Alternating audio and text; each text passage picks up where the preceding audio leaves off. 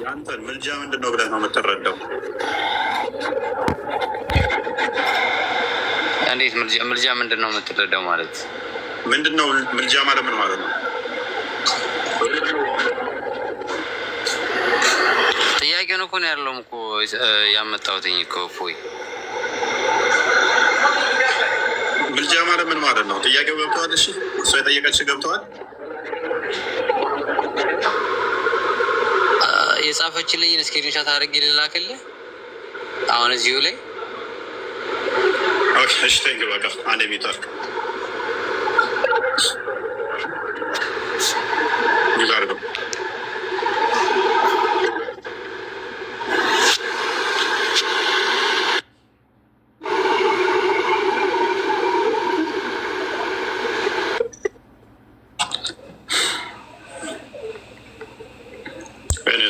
መምህር እንኳን ደህና መጡ።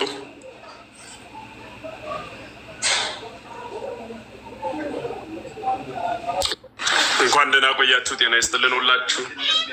ኃይለማርያም መዝሙረ ማማይ ክርስቲያን ቃል ስጋ ከሆነ የድምፅ የሚሰማችሁ እግዚአብሔር ቤተሰቦች፣ ሴቶችና ወንዶች፣ የስላሴ ልጆች በያላችሁበት ዓለም እንደየሰዓት አቆጣጠራችሁ ሰላም ክርስቶስ ይብዛላችሁ።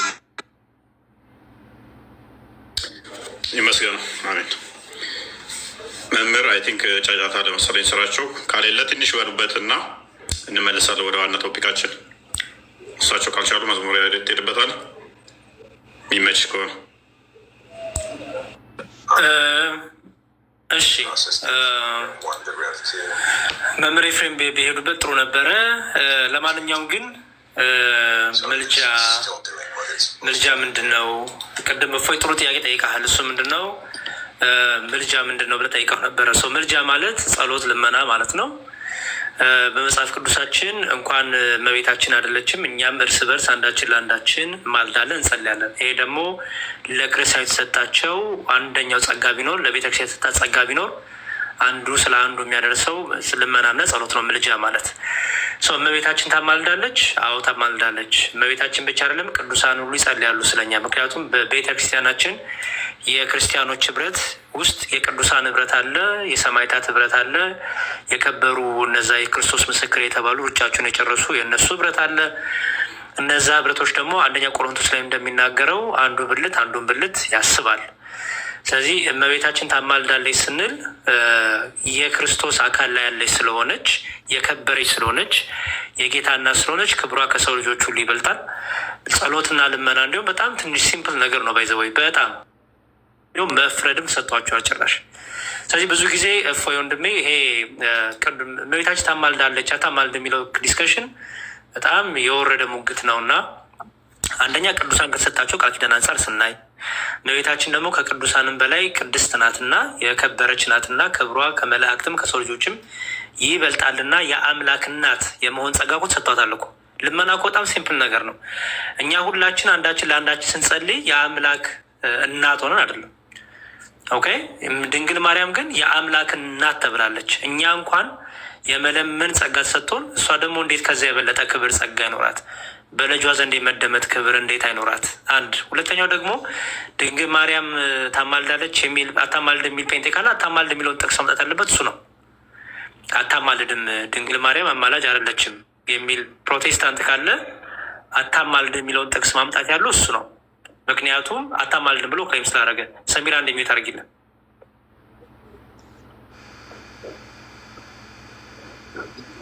ሰሚራ እሺ።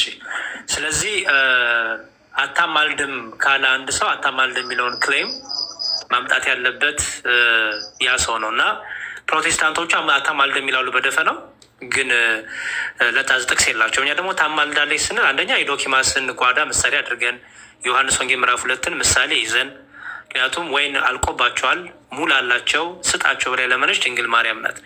ወይን ማለቁ ማንም መጥቶ አልነገራትም።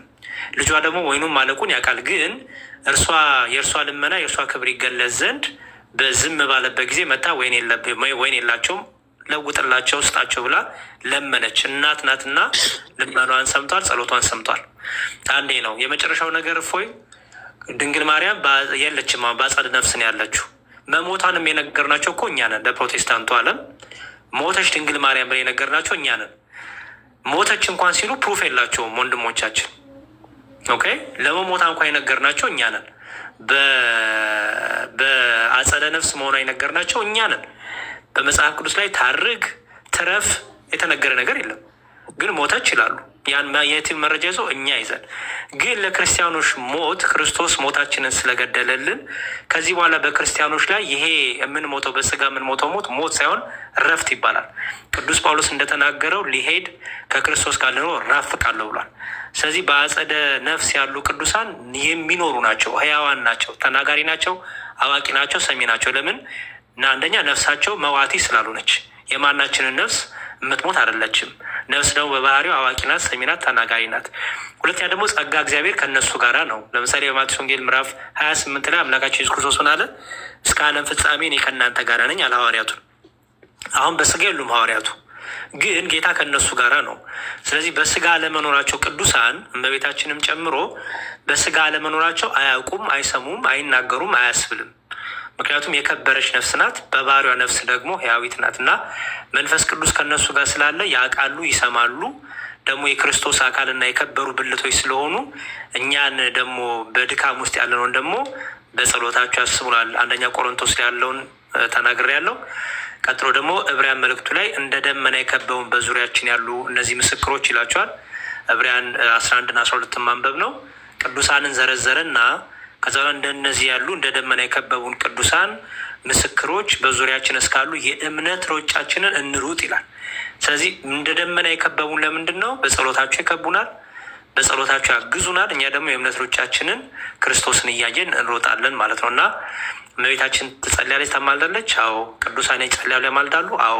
መላእክት ይጸልዩልናል፣ ይጠይቁልናል። አዎ። ምክንያቱም መለመን ማማለድ ለሰው ልጆች የተሰጠ ጸጋ ስለሆነ ማለት ነው። እግዚአብሔር ይስጥልኝ። ካረዘም ፍቅር ታፏል። ቴንኪዩ ቃል ያሰማለን። እናመሰግናለን። ኦኬ ያ እነዚህ ጥያቄዎች ከስር አይ ቲንክ ማን ኮመንት ኖርማል ነገር ጻፉ፣ እንቆጣጠራለን እኛ። ኤኒዌይስ ቃል ያሰማልን። ተስር ተምረሃል ብዬ አስባለሁኝ። አትሊስት ጥያቄ በደንብ መረዳት አለባችሁ። ጥያቄ ብቻ ተጭናችሁ እንዳመጡ ነው። ይህ አርጉመንት ፍሮም ሳይለንስ የሆነ ነገር ኦኬ ኤግዛክት ወርድ ፋላሲ እንደዚህ ከሌለ የለም፣ እንደዚህ ካልሆነ እንደዚህ አሁን የሚባል ነገር ክርስትና ጋር የለም። ዮሐንስ ወንጌል ምዕራፍ 20 ላይ ዮሐንስ ስለ ተጻፈው ሲናገር ሕይወት ይሆንልን ዘንድ እርሱ የእግዚአብሔር ልጅ በስጋ መገለጡ ተጻፈ። ያልተጻፈ ብዙ ነገር አለ። ክርስቶስ በ33 ዓመት ውስጥ ያስተማራት እቺ ብጣሽ መታከል ያችን ብቻ ማዕት ያልተጻፈ አለ። ሕይወት ይሆንልን ዘንድ ግን ያተጽፏል።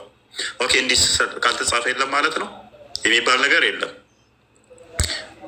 መዝሙር እንዳሉት ዮሐንስ ወንጌል ምዕራፍ 2 ላይ ያለውን አንድምታ መሰረት አድርጎ በቃና ላይ የተገኘውን የምልጃ ውጤት መሰረት ተደርጎ ታማልዳለች ብለን እንላለን። ለእመቤታችን ግን ምልጃ ክብር ነው፣ ትልቅዬ ክብር ብለን አይደለም የምንወስደው።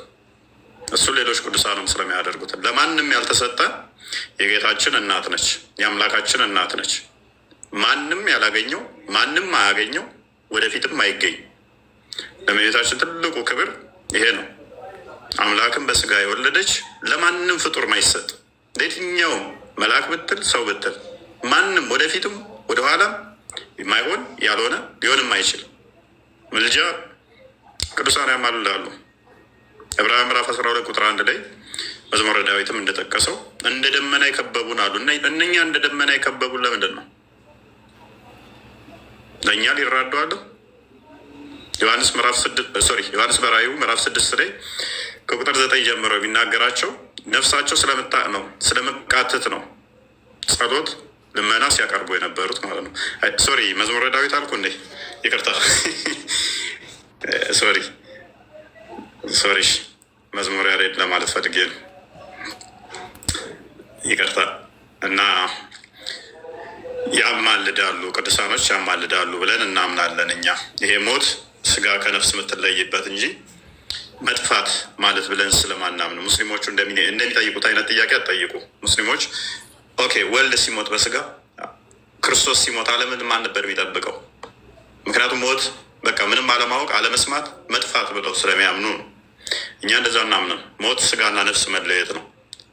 ነፍስ ደግሞ አዋቂ ነች፣ ታውቃለች። እንደውም ይህ ስጋ ፍላጎት አንቆ የያዛት ከዛ ነፃ ስለምትሆን በደንብ ታውቃለች። ኤኔስ ኮመንታችሁ በጣም ይረብሻል። ሰሚራ እንኳን ደህና መጣሽ። እፎይ፣ በተጨማሪ እንደዚህ አይነት ጥያቄ ያላችሁ ሰዎች እኛም ፎሎ አድርገው እናንተ እስልምና ላይ ፎከስ እንድታደርጉ እኛም ፎሎ አድርገው በፕሮቴስታንት ያለውን ንጽጽሩን እኛ ስለምናደርግ እኛ መጠየቅ ይችላሉ። ፎሎ ማድረግ ይችላል። በሌላ እንዳይተረጉሙ ዲያቆን አሁን እፎይ ሂዱና ፕሮቴስታንት የሚሰሩትን ጠይቁ ቢል ጴንጤዎችን ጠይቁ አለን ብሎ እንዳይተረጉሙት። አይ በቃ እኔ ያልኩት ምንድን እሺ ማማዬ ጥሩ። እኔ ያልኩት ምንድን ነው ኦርቶዶክሳውያን ከፕሮቴስታንት ከሌላ ለሚመጣባችሁ ጥያቄ እዚህ እስልምና ላይ ነው ፎከስ የሚያደርጉ። ስለዚህ እነ እፎይን እስልምና ላይ ጠይቁ። ከፕሮቴስታንት ላይ የሚመጣባችሁ ጥያቄ ግን እኔንም ፎሎ አድርጉ። ሌሎችንም ወንድሞች መልስ ስለምንሰጥ በእኛ ቤት ይህን ማግኘት ትችላላችሁ ምላሹ ለማለት ነው። ማማ ያመሰግናለሁ። ኦኬ ሰሚራ እንኳን ደህና መጣሽ። ሰሚራ አለሽ? አቤት አለው። እንኳን ደህና መጣሽ ታችን። እንኳን ደህና ቆያችሁኝ። ሰላም ነው? ይመስገነው። ሙስሊም ነሽ? ሙስሊም ነኝ። መልካም። እሺ አንድ ሁለት ጥያቄዎች ለመጠየቅ ነው። ያው መጠየቅ የነበረብኝ በራሴ እንትን በራሴ ሃይማኖት ያሉትን ነበር፣ ግን ያንን መልስ ስላላገኘው መጠየቅ የፈለግኩት አንደኛ ምንድን ነው ነብይ ማለት እንደምን ሰሚራ አንድ ጊዜ ይቅርታና ሜቢ ከቶፒካችን ትንሽ ሽፍት እንዳንሆን መጀመሪያ ይዘንበት የገባነው ርዕሰ ጉዳይ ስላለ እዛ ላይ የተወሰነ እንበልበትና ያንቺን ደግሞ ጥያቄ በማስከተል እንጠይቅሻለን። ይቅርታ ሰሚራ፣ ባለፈው ክርስቲያን ነሽ ተብለሽ የተለቀቀው ቪዲዮ ነው አይደለ? አንቺ ነው እናንተም ጋር ከሆነ ከ15 ከ20 ደቂቃ በፊት እያየሁት ነበር። በሁሱ እንትን ክርስቲያን ነሽ ተብዬ ዝም ብሎ የማምታታት አይነት ነገር እንደውም ሁለተኛም ሶስተኛም ገብቼ ነበር ማለት እስኪ እንትን ለማለት ብዬ ግን አልተሳካልኝም። ያ ምክንያቱም የገባችበት ጥያቄ ኦርጋናይዝ ዳር ይሄ ሰሚራ በሚለው ገብቻለሁ። እዛም ያ እኛ ፕሮፋይልሽን አይተነዋል። ምክንያቱም እነሱ ያሉት ምንድን ነው ክርስቲያን ነች ልከዋት እንደዚህ ምናምን ብሎ ነው ያለው አይደለ? እንደዛ አይነት ነው። ጭራሽ ሲጀመር ጥያቄንም ለመስማት አልሰማኝም። ኤኒዌይ ምንም አይነት ነገር የመጀመሪያው እንትን ላይ አይ ክርስቲያን ነሽ ከታች ሌላ እንትን ይላል ምናምን አለኝ። ሁለተኛ እንትን ነበረኝ፣ በዛ ገባው። በዛም ስገባ ጥያቄን በስነስርዓት ሊያዳምጠኝ አልቻለም። የማምታታት አይነት ነገር ሶስተኛም ገብቼ ነበር በሌላ እንትን። እኔ በጣም ተገርሜ፣ ምክንያቱም ፎር ዘ ፈርስት ታይም ነው እንደዚህ እንትን ገብቼ እንዲህ አይነት ዲስከሽን ውስጥ ስገባ እና በጣም ሾኪንግ ነው የተፈጠረብኝ። እንትኑ አልጠበኩም እንደዚህ አይነት ነገር እንዲሁ ስናወራ ብዥታ እየተፈጠረብኝ ነው ስላቸው ሁሱ በደንብ ሊያስረዳሽ ይችላል ብለው ስለገቡ እና በጣም ነው የደነገጥኩት። እንደዚህ አልጠበኩም ነበርና በሱ እንትን ገብቼ ነበር። ትክክል ነው። ያ አካውንታሽን እኛ ፈላልገነዋል፣ እዘነዋል። ምክንያቱም እዛ የሚሰሩ ድራማዎችን በደንብ ጠንቅቀን ስለምናውቃቸው የእኛን ስም ለማጥፋት የሚደረጉ ከዛ በኋላ ልጆች እንትን ካሉት ክርስቲያን ናቸው የሚል ታፔል ላይ ይለጠፋል። የአንቺን አካውንት ስናየው አስቀድሞ ሰሚራ ነበር የሚለው፣ በኋላ የገባሽበት ግን አይ ቲንክ ታምር ቴመር እንደዛ አካባቢ የሚል ነው። ያ ፕሮፋይልሽ ውስጥ ገብተን ስናይ ደግሞ የሙስሊም አካውንት እንደሆነ በሰሚራ ውስጥ አየ ነው ማለት ነው። ሙስሊም ነኝ በእርግጠኝነት 100%። ግን አንዳንድ ጥያቄዎች እንትን ብዥታዎች ስለተፈጠሩ በሂደት አሁን እከታተላለሁ። እናንተንም የሌሎችንም እንትን አደርጋለሁ።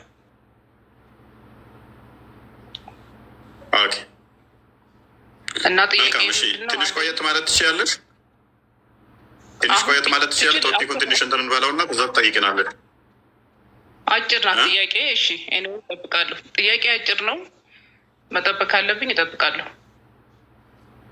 ማቸኩይ ከሆነ ጠብቂኝ፣ ምቸኩይ ከሆነ ጠይቂሽ። እሺ አንድ ልጠይቅ፣ ትንሽ የልጆች እናትም ስለሆንኩኝ ልጠይቅና እንትን ላድርግ። አንደኛ ምንድን ነው እንደው ከሃይማኖት አንጻር ነብይ ማለት ምን ማለት ነው የሚለው ነገር እሱን ትንሽ እንደው ብታብራራልኝ። እኔም በራሴ ነብይ ማለት እንዲህ ነው እንዲህ ነው የሚል በውስጥ የማስበው ነገር አለ። አንድ ሃይማኖት ነብይ ማለት ምን ማለት ነው? የሚለውን ነገር ትንሽ ነገር ሃይላይት ብትሰጠኝ። ኦኬ እሺ፣ መምህር አሉ?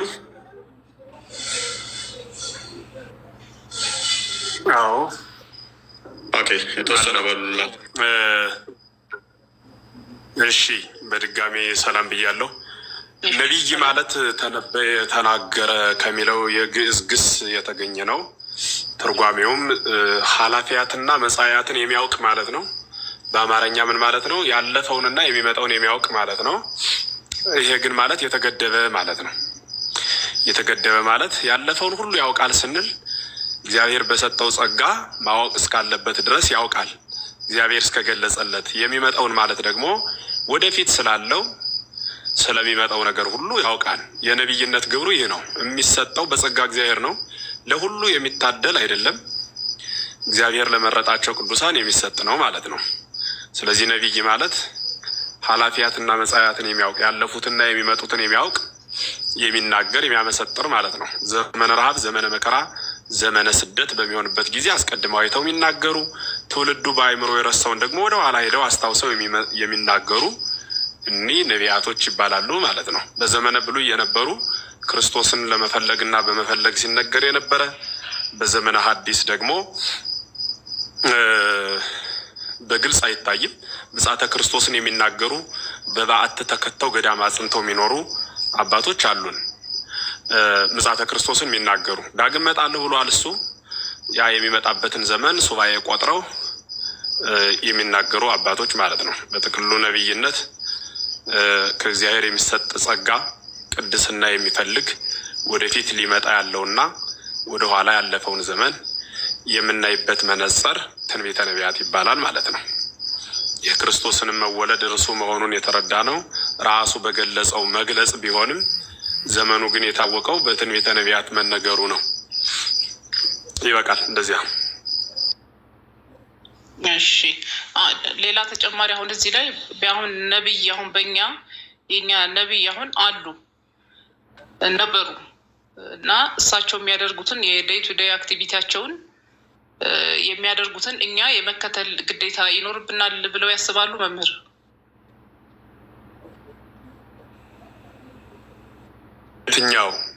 የትኛው ነቢይ? አሁን ነቢይ መሐመድ አንዴ እንትን ልበልላቸውና እሱን ነፎይ ጋር እኛ አሁን የነቢይን ግብራቸውን ነግረውሻል አይደለ? እግዚአብሔር በሰጣቸው በገለጠላቸው ወደፊት ያለውን የሚገልጹ ለሕዝቡ የሚያስተምሩ የሚያስጠነቅቁ እንደሆኑ ተግባባን አይደለ? ያ እኛ አንድ ከእናንተ ጋር የምንለይበት አለ። የነቢይነት ኮንሰፕት ላይ እናንተ ነቢያቶች ፐርፌክት ናቸው ብላችሁ ነው የምታምኑት። አብሶሉትሊ ፐርፌክት ናቸው፣ እንከን አልባ ናቸው ብላችሁ ነው የምታምኑት። ምንም አይነት እያንዳንዱ ድርጊቱ ትክክል ነው ብላችሁ ነው የምታምኑት። መሐመድ ከራሱ ስለማይናገር ማለት ነው አይደለ? እያንዳንዱ ወይ እኛ ግን ነቢያቶች ሊወድቁ ይችላሉ፣ ዊች ሚንስ ሊያጠፉ ይችላሉ፣ ሊቀጡ ይችላሉ። የተቀጡበትም ስላለ ማለት ነው። ስለዚህ እያንዳንዱ እነሱ ያደረጉት ሁሉ ትክክል ነው ብለን አናደርግም። እናንተ አሁን ከሽንት ቤት አገባብ እስከ ምግብ አበላል፣ ካተኛኝ እስከ አካሄድ መሐመድ ያደረገው ሁሉ ትክክል ነው ብላችሁ ስለምታምኑ ታደርጉታላችሁ አይደለም?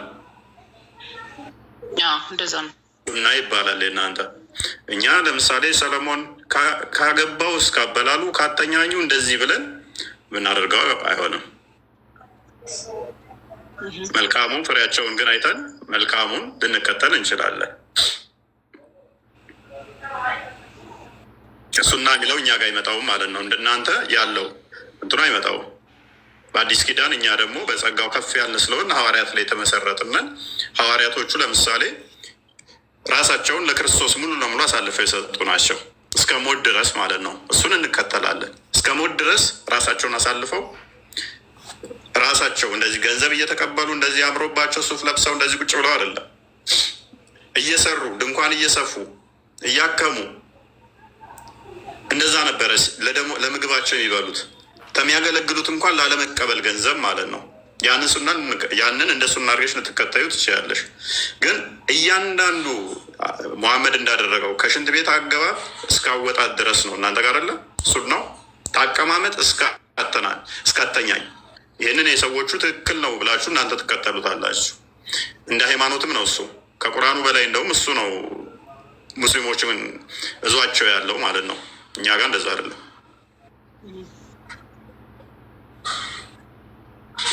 መምህር ካገኙት ፖይንቱ ምን መሰለት?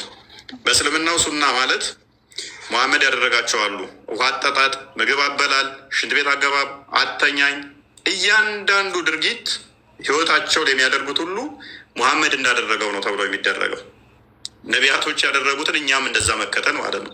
ሽንት ቤት አገባባቸው እንዴት ነው? ሲወጡ ምን ይላሉ? ሲገቡ ምን ይላሉ? ሲቀመጡ ምን ይላሉ? ሲተኙ ምን ይላሉ? ሲበሉ እንዴት ነው?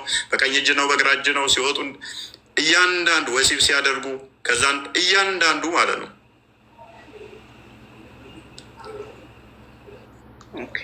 የእኛ ጋር እንደዛ የለም። አመሰግናለሁ። ሁለተኛ ጥያቄ በእናንተ ሃይማኖት ያለ ነገር እዚህ ላይ ለመጨመር ያክል በተፈጥሮ የሚሰጡ ትምህርት ይሰማል። የኔ ድምፅ አለው ይሰማል። በተፈጥሮ የሚሰጡ ትምህርት የማያስፈልጋቸው ጉዳዮች አሉ። ከነዚህ መካከል አንዱ አበላል ራሱን የቻለ ስርዓት አለው፣ በመጽሐፍ ቅዱስ ይገለጻል። የሆነ ግለሰብ ያደረገውን ያንን ሳይሆን የሆነ ነቢይ ያደረገው ሳይሆን ስርዓቱ በራሱ በሰው ፊት ምላስክን አታጩህ እንዲያታደርግ በሲራክ የተገለጸው እሱ አለ። በዋናነት ግን ትልቁ መስመር ምንድን ነው? በተፈጥሮ የሚታደሉ ማለት ይሄ ምግብ ከመሶብ አንስቶ ወደ አፍ ማግባት፣ ይሄ በትምህርት የሚሰጥ አይደለም። ምናልባት የተለየ አበላል ለማድረግ ዓለሙ የሚያወጣው ዕለት ዕለት የግሉ ኮርስ ቢኖረውም በተፈጥሮ ያየነው ነው። ሰዓት በመሆኑ ማቃጠሉንም እንዲሁ በእሳትነቱ የምናውቀው ነው። ውሃ በውሃነቱ ሰውን መብላቱን ውሃ ይበላል ተብሎ ተምሮ ስልጠና ወስዶ አይደለም ሰው ውሃን የሚፈራው። ይሄ ሽንት ቤት አጠቃቀም ሰው ከህፃነቱ ጀምሮ ኮርስ ወስዶ አይደለም ሽንት ቤት የሚጠቀመው። እንዲሁ በተፈጥሮ የሚሰጡ ናቸው ማለት ነው። እና እኒህ በትንቢተ ነቢያት የተደከመባቸው አይደሉም፣ በተፈጥሮ የሚሰጡ ስለሆኑ እንዲያደርግ ይሄኛው ቀኝ እግርህን ብታስወጣ ግራ እግርህን ብታስገባ የሚል ስሁት የሆነ አስተምህሮ በትንቢተ ነቢያትም በስብከተ ሐዋርያትም በክርስቶስ በነበረበት በስጋዊውም የተገለጸ አስተምህሮ አይደለም። ሲቀጥል የኛ ቤተክርስቲያን አስተምህሮ ስለ ሰማያዊ ርስት ነው የሚያወራው። ምድር ላይ ደግሞ ከሰዎች ጋር በሰላም በፍቅር እንዴት እንደምንኖር ነው የሚገልጸው እንጂ ምድር ላይ ዝም ብሎ ረዥም ዘመን ተዝናንቶ ስለመቀመጥ ምድር ላይ ስለሚደረጉ ስለ እያንዳንዱ ህጎች ተጨንቆ መስራት እንደዚያ ነገር አልተለመደም ማለት ነው። ስለዚህ እሱን መያዝ መልካም ነው የሚል ነገር ለመጨመር ነው። ግሩም። እንዲያ ከሆነ አሁን ገብቶኛል ጥያቄሽ። አመሰግናለሁ። በትክክል ነው የተመለሰልኝ። ያ በደንብ እንትን ካልሹ። ስለዚህ እኛ ጋር ከሌ እንደዚህ ስለበላው ምናምን የሚል ሳይሆን መጽሐፈ ሲራክ ምዕራፍ 4 ላይ ምዕራፍ 32 ላይ እና ምዕራፍ 4 ላይ ታበላል ጋር ለምሳሌ ስርዓቶች ተቀምጠዋል። እንዲህ ብታደርጉ የሚያስቀይም ናቸው፣ እንደዚህ ባታደርጉ እንደዚህ የተሻሉ ናቸው የሚል ማለት ነው። ልክ እንደ አሁን ለምሳሌ መሐመድ እንዲህ ነው የበላው እንደዚህ ብላ ምናምን በሚለው ሳይሆን ከሽንት ቤት ጋር በተያዘ ዘዳግም ምዕራፍ 12 ላይ ቁጥር 12 አካባቢ ነው። መሬት ውስጥ ሽንት ቤት ቆፍረሽ አንድ ሰው ካካ ካለ በኋላ መሬት ቆፍሮ እንዲጠቀም አስቀድሞ የተነገራቸው አለ። ግን የሆነ ነቢዩ እንደዚህ አድርጓል ምናምን እያልን ሳይሆን አንዴ ነው እንትን ብለዋል። ከዛ በኋላ አንቺም እንትን የምትይው ነው። ለምሳሌ እጅሽን ቀድመሽ አትንከሪ፣ ምግብ ውስጥ አትስገብገብ ምናምን አንዴ እንትን ተሰጥቷል ነኝ እንጂ ከሌ አይስገበገብም ነበር እንደዚህ ምናምን ብለን እንትን የምንለው አይደለም። ትልቅ ቦታ ተሰጥቶት እንትን የሚባል አይደለም።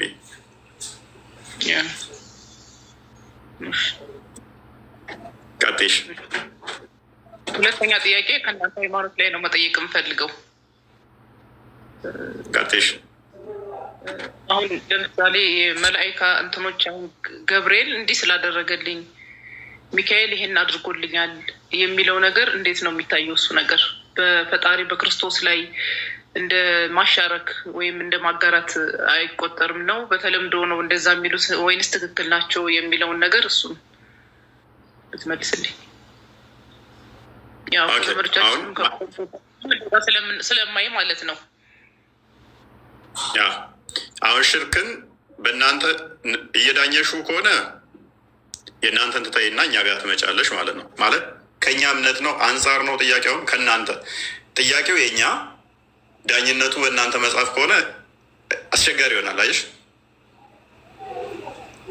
አሁን በእናንተም ማለት አሁን የማድረግ ስልጣን በቃ በኢየሱስ በክርስቶስ በእግዚአብሔር በፈጣሪ ብቻ ነው። እንደዛ ነው እንትን የሚለኝ። ግን አሁን ያንን መላእክቶች የሆነ ነገር ያደረገልኝ ገብርኤል ነው፣ የሆነ ነገር ያደረገልኝ ሚካኤል ነው፣ እንደዛ ከሚለው እንትን እንዴት እየታየ ነው? እውነት በትክክል ናቸው ነውስ? መልካም እሺ። ይሄ እናንተ ጋር ማለ አክቹዋሊ መምህር የሄዱበትና ግሩም ነው። ጥሩ ጥያቄ ነው። ጥሩ መረዳት አለሽ። በጣም ግሩም ነው። ገብርኤል ማለት ሚካኤል ማለት ሱራፌል፣ ኪሩቤል ይሄ ሚካኤል ገብርኤል በምንል ጊዜ ኤል የሚሉት ስም አምላክ ይባላሉ። የአምላክ ስም ማለት ነው። ገብር ማለት አገልጋይ ማለት ነው። ገብርኤል ማለት የአምላክ አገልጋይ ማለት ነው በአጭር ቋንቋ ሲተረጎም። ስለዚህ ገብርኤል ረዳይ ስንል የኛ ገብርኤል እግዚአብሔር በውስጥ የሚያንቀሳቅሰው ገብርኤል ነው። አንቺ መኪና ስታሽከረክሪ የሚጓዘው መኪና እየሄደ ያለ መኪናው ነው። መኪናውን የሚያስጉዘው ነዳጅ መሆኑን ግን ሁሉም ሰው ያውቃል። ያለ ነዳጅ የሚጓዝ መኪና ኤሌክትሪክ በራሱ ቢባል መኪናው ዝም ብሎ ቢሄድ እየነደው ያለ የሆነ ኃይል አለ። የተከማቸ ኤሌክትሪክ አለ ወይ ነዳጅ አለ። ከሁለት አንዱ ነው የሚያስጉዘው። ዝም ብሎ መኪናው ብቻ እየተነዳ ስለመጣ መኪናው የሆነ ቦታ ስላደረሰን መኪናዬ ብቻ አደረሰኝ አይልም። ይሄ ሰው መኪናው እያደረሰ ያለ በውስጡ ባከማቸው ነዳጅ ነው። ግልጽ ነው ሀሳቤ ከሆነ ገብርኤል ረዳኝ ስንል ገብርኤል የረዳኝ በውስጡ ባለው እግዚአብሔር ነው። የገብርኤል ነዳጁ እግዚአብሔር ነው። ያለ እግዚአብሔር ገብርኤል የሚባል ፈጽሞ የለም። ያለ እግዚአብሔር ሚካኤል የሚባል የለም። ሚካኤል ገብርኤል የምንላቸው ቅዱሳን መላእክት እግዚአብሔር ከእነርሱ ጋር ስላለ እነርሱ ደግሞ ከሰው ጋር ይኖራሉ። ከእግዚአብሔር የተለየ መልአክ እርሱ የወደቀ ይባላል። ቅዱሳን የምንላቸው ሰው ከሚባለው ስም በተጨማሪ ቅዱሳን የሚል ስም የተሰጣቸው በውስጣቸው እግዚአብሔር ከእነርሱ ጋር በጸጋ ተዋህዶ ለዘላለም ስለሚኖር ነው። ግልጽ ነው ሀሳቤ። ስለሆነም እገሌ ረዳኝ ባልን ጊዜ እግዚአብሔርን ፈጽመን ልንረሳው አንችልም። እኔ ስልክ ስደውል ለሆነ ሰው በምን ደወልኩ ብባል በስልኬ ነው። ስልክ የሚለው ግን በውስጡ ሲም ይዟል፣ ካርድ ይዟል፣ ሌላም ይዟል። እኒያን ሁሉ ይዞ ግን ጠቅልዬ በአንድ ስም እጠራዋለሁ። ገብርኤል ረዳኝ ወደ እኔ መጥቶ ባልሁ ጊዜ በገብርኤል ውስጥ እግዚአብሔር አለ። ገብርኤል በክንፍ የሚበር መልአክ ነው። ክንፉን የሰጠው እግዚአብሔር ነው። ገብርኤልን ራሱን የፈጠረው እግዚአብሔር ነው። ገብርኤልን ኃይል ሆኖ የሚያፈጥነው ራሱ እግዚአብሔር ነው። አንቺ ትበያለሽ። የምትመገቢው ምግብ ምን ያህሉ ፐርሰንት ወደ የት እንደሚሄድ ምን ያህሉ ፐርሰንት ምን እንደሚሆን እኛ እናውቅም። እንዲያም ያከፋፍለው እግዚአብሔር ነው። ምንንቀሳቀሰው ግን እኛ ነን። እናያለን፣ እንዴት እንደምናይ አናውቅም። እንበላለን፣ እንዴት እንደምንበላ እናውቃለን። የበላነው የት እንደሚሄድ ግን አናውቅም። እንሰማለን፣ እንዴት እንደምንሰማ አናውቅም።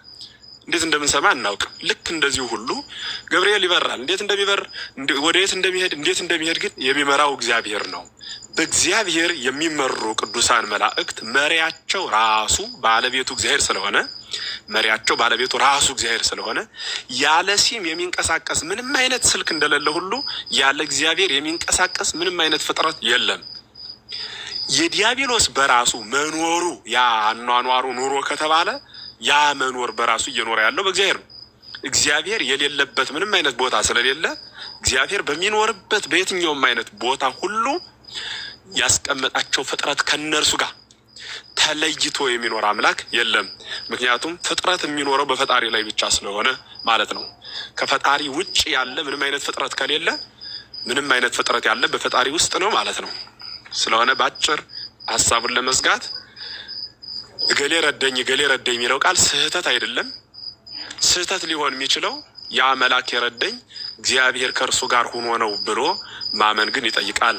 ስለዚህ የረዳን ለምሳሌ ስጋ እኔ አሁን የሆነን ሰው ስረዳው ስጋው ረዳኝ ብሎ ስጋዬን ብቻ ገንጥሎ ማየት የለበትም። ያንቀሳቀሰች ነፍስ አለች በውስጤ። ነፍስ ስላለኝ ነው የረዳሁት። ስጋ ብቻ ከሆኑ መርዳት አልችልም። እንደዚሁ ሁሉ የሆነ አካል የሆነ መልአክ ሲረዳኝ እግዚአብሔር በውስጡ ኑሮት ነው። እግዚአብሔር የሌለው መልአክ እንኳን ሊረዳኝ እሱ ራሱ የሚረዳ ይፈልጋል ማለት ነው። ስለሆነም እሱን በሚገባ መረዳት ይጠይቃል ነው። እንደዚያ ነው። ረዥም ሰዓት እንዳንይዝ ሌላም ጊዜ እናብራራለን። ጥያቄ ሲኖርሽ ጠይቄ ግሩም መረዳት ነው። እሺ፣ አመሰግናለሁ። እኔም ጥያቄን በስነ ስርዓት ስለመለሳችሁልኝ። አንዴ ግን እዚህ ጋር መምህር ቃሎት ያሰማልን። ክርስቲያን አንዴ ሱራ 19:19 ይህንን እንዴት ነው የምትረጂው? ሱራ 19:19 አንዴ ክፈተው እስኪ።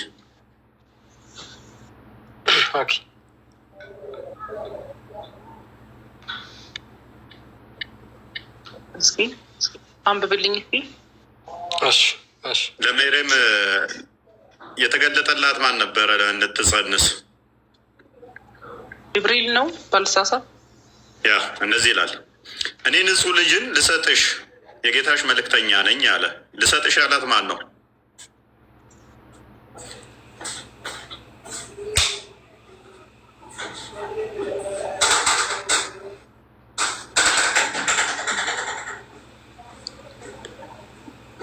ሰሚራ ይሰማል? ይሰማል። ልጅ ልሰጥሽ ነው ያላት ማን ነው? እሱ ፈጣሪ ነው እንዴ? ሜሪም ጋር ፈጣሪ መጥቶ አናግሯታል። ከኋላ መልስ። ጅብሪል ነው። ጅብሪልነት ነው። ልጅ የሚሰጠው ግን ማን ነው? ፈጣሪ ነው። ግን እኮ ጅብሪል መጥቶ ደግሞ እኔ ልጅ ልሰጥሽ ነው አላት። እንደዛ ነው። እኔ ደግሞ ማለት ከአላህ በጅብሪል አማካኝነት ልጅ ልሰጥሽ ነው የሚለው ከእግዚአብሔር ማለት ነው። አላህ ምንድለው እኛ ማለት እንደዛ ነው የነበረኝ አንደርስታንዲንግ። አይ ከቀሌ ምናምን አላላትም። ከኋላ ተመልሰ ቁጥር 17 አድርግልኛ እንዴ።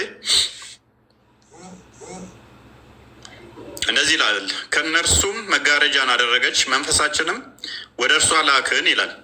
መንፈሱ መጣ። ባይዘዌ በቁርአን ውስጥ ያላ መንፈስ ጅብሪል ነው የሚል ሽታውም የለም። አንድ ጥቅስ የሚያመጣ የለም ያላ መንፈስ ጅብሪል ነው የሚል አይደለም። በቁርአን ውስጥ በሀዲስ ላይም የለም ያላ መንፈስ ጅብሪል ነው የሚል። ሱራ 17:85 ላይ ስለ ሩህም ተጠይቆ መሐመድ ያለው ምንድነው? ከሩህም ይጠይቁሃል፣ ሩህ ከጌታዬ ዘንድ ነው፣ እውቀት ጥቂትን እንጂ አልተሰጠህም በላቸው ነው ያለው። ስለ ሩህ ተከራክሮ ከናጂዋን ክርስቲያኖች ጋር በተከራከረበት ወቅት ላይ ኢሳ ያላ ሩህና መንፈስ ቃል ነው ትላለህ። ስለዚህ ቃሉ ፍጡር አይደለም። ሩሁም ፍጡር ካልሆነ እንዴት ነው እሱ ኢሳ የሚሆነው ፍጡር የሚሆነው ተብሎ በቃሉ ጉዳይ ላይ ኑ እንረጋገም ነው ያላቸው። ሱራ 3:59 እስከ 53 ድረስ ተፍሲራቶቹን መመልከት ይቻላል። ስለዚህ እንረጋገም ነው ያላቸው። መልሱ እርግማን ነው የሆነው። ኤኒዌይስ ከመንፈሳችሁ ወደ እርሷ ላክን። ምን ሆነ? ለእርሷም ትክክለኛ ሰው ሆኖ ተመሰለላት። ልብ በይ፣ ይሄ ሩህ የተባለው አይ መንፈስ የተባለው ለሜሪም ወደ ተልኮ ሲመጣ ምን ሆነ? ለእሷ ሰው ሆነው ተመስሎ ትክክለኛ ሰው ወንድ ሆኖ መጣባት ማለት ነው። እኔ ከአንተ ባራማን እጠበቃለሁ አለችው። ጌታን ፈሪ እንደሆንክ አትቅረበኝ አለች። እኔ ንጹሕ ልጅ ለአንቺ ልሰጥሽ የጌታሽ መልእክተኛ ነኝ አላት። ስለዚህ ልጅ ሊሰጣት የመጣው ይሄ እንደ ሰው የተገለጠው ነው አደለ? ሩህ መንፈስ የተባለው። ስለዚህ ልጅ መስጠት ቻለ ማለት ነው። ተልኮም ቢሆን ልጅ የሚሰጥ ነው አደለ? ስለዚህ ልጅ ሰጠ ይባላል አይባልም? ይህ አካል የማን ልጅ እንዲሰጥ ታዟል። ስለዚህ ልጅ ልሰጥሽ ነው እያለ ነው። ልጅ አይሰጥም ነው የምትይው? ይህንን አሁን ይሰጣል ነው የምትይው? እስኪ እኔ እንትን አሁን ይሰጣል የሚለው እንትን አልመጣልኝም። ያው በታዘዘው መሰረት ትእዛዙን እንትን ወደ እሷ እንትን አድርጓል እኮ። ትእዛዙ ምንድን ነው? ልጅ መስጠት ነው አደለ? ልጅ መስጠት። ስለዚህ ልጅ ይሰጣል ማለት ነው። እኔ ማለት አሁን እንደዛ የሚል እንትን ሳይሆን መላኢኮች ያንዱ እንትናቸው ያው የተሰጣቸውን እንትን ማድረስ ነው አደለ? ማድረስ የእኛም እኮ ይላል እኮ መዝሙረ ዳዊት ምዕራፍ 34 ላይ ቁጥር 6 ላይ ይጠብቃሉ፣ ስለኛ እንትን የሚሉ ናቸው፣ የሚላኩ ናቸው። ነገር ግን ቅድም መምህር ብለውሻል እኮ ገብርኤል ማለት ራሱ ምንድን ነው? ኤል የምትለው ኢምፕሊኬሽኗ ምንድን ነው? ሚካኤል፣ ገብርኤል እነኚህ ኤል የሚሉት ኤል የሚሉት የአምላክን ስም መያዛቸውን የሚያሳይ ነው። ተላኪ መሆናቸውን የሚጠቁም ነው። የአምላክን ስም ተሸክመው የሚላኩ የሚያገለግሉ ማለት ነው ብለውሻል መምህር። ስለዚህ በራሳቸው በደንብ አስተውይ። በራሳቸው ምንም ያደርጉት ከአምላክ የተለየ በራሳቸው ምንም ያደርጉት ነገር የለም። የተሸከሙት ስማቸው ራሱ አምላክን እንደመሆኑ ግን የሚላኩት የሚያደርጉት ሁሉ አምላክ ልኳቸው ነው። ከአምላክ ቁጥጥር ውጭ አይደሉም እነሱ።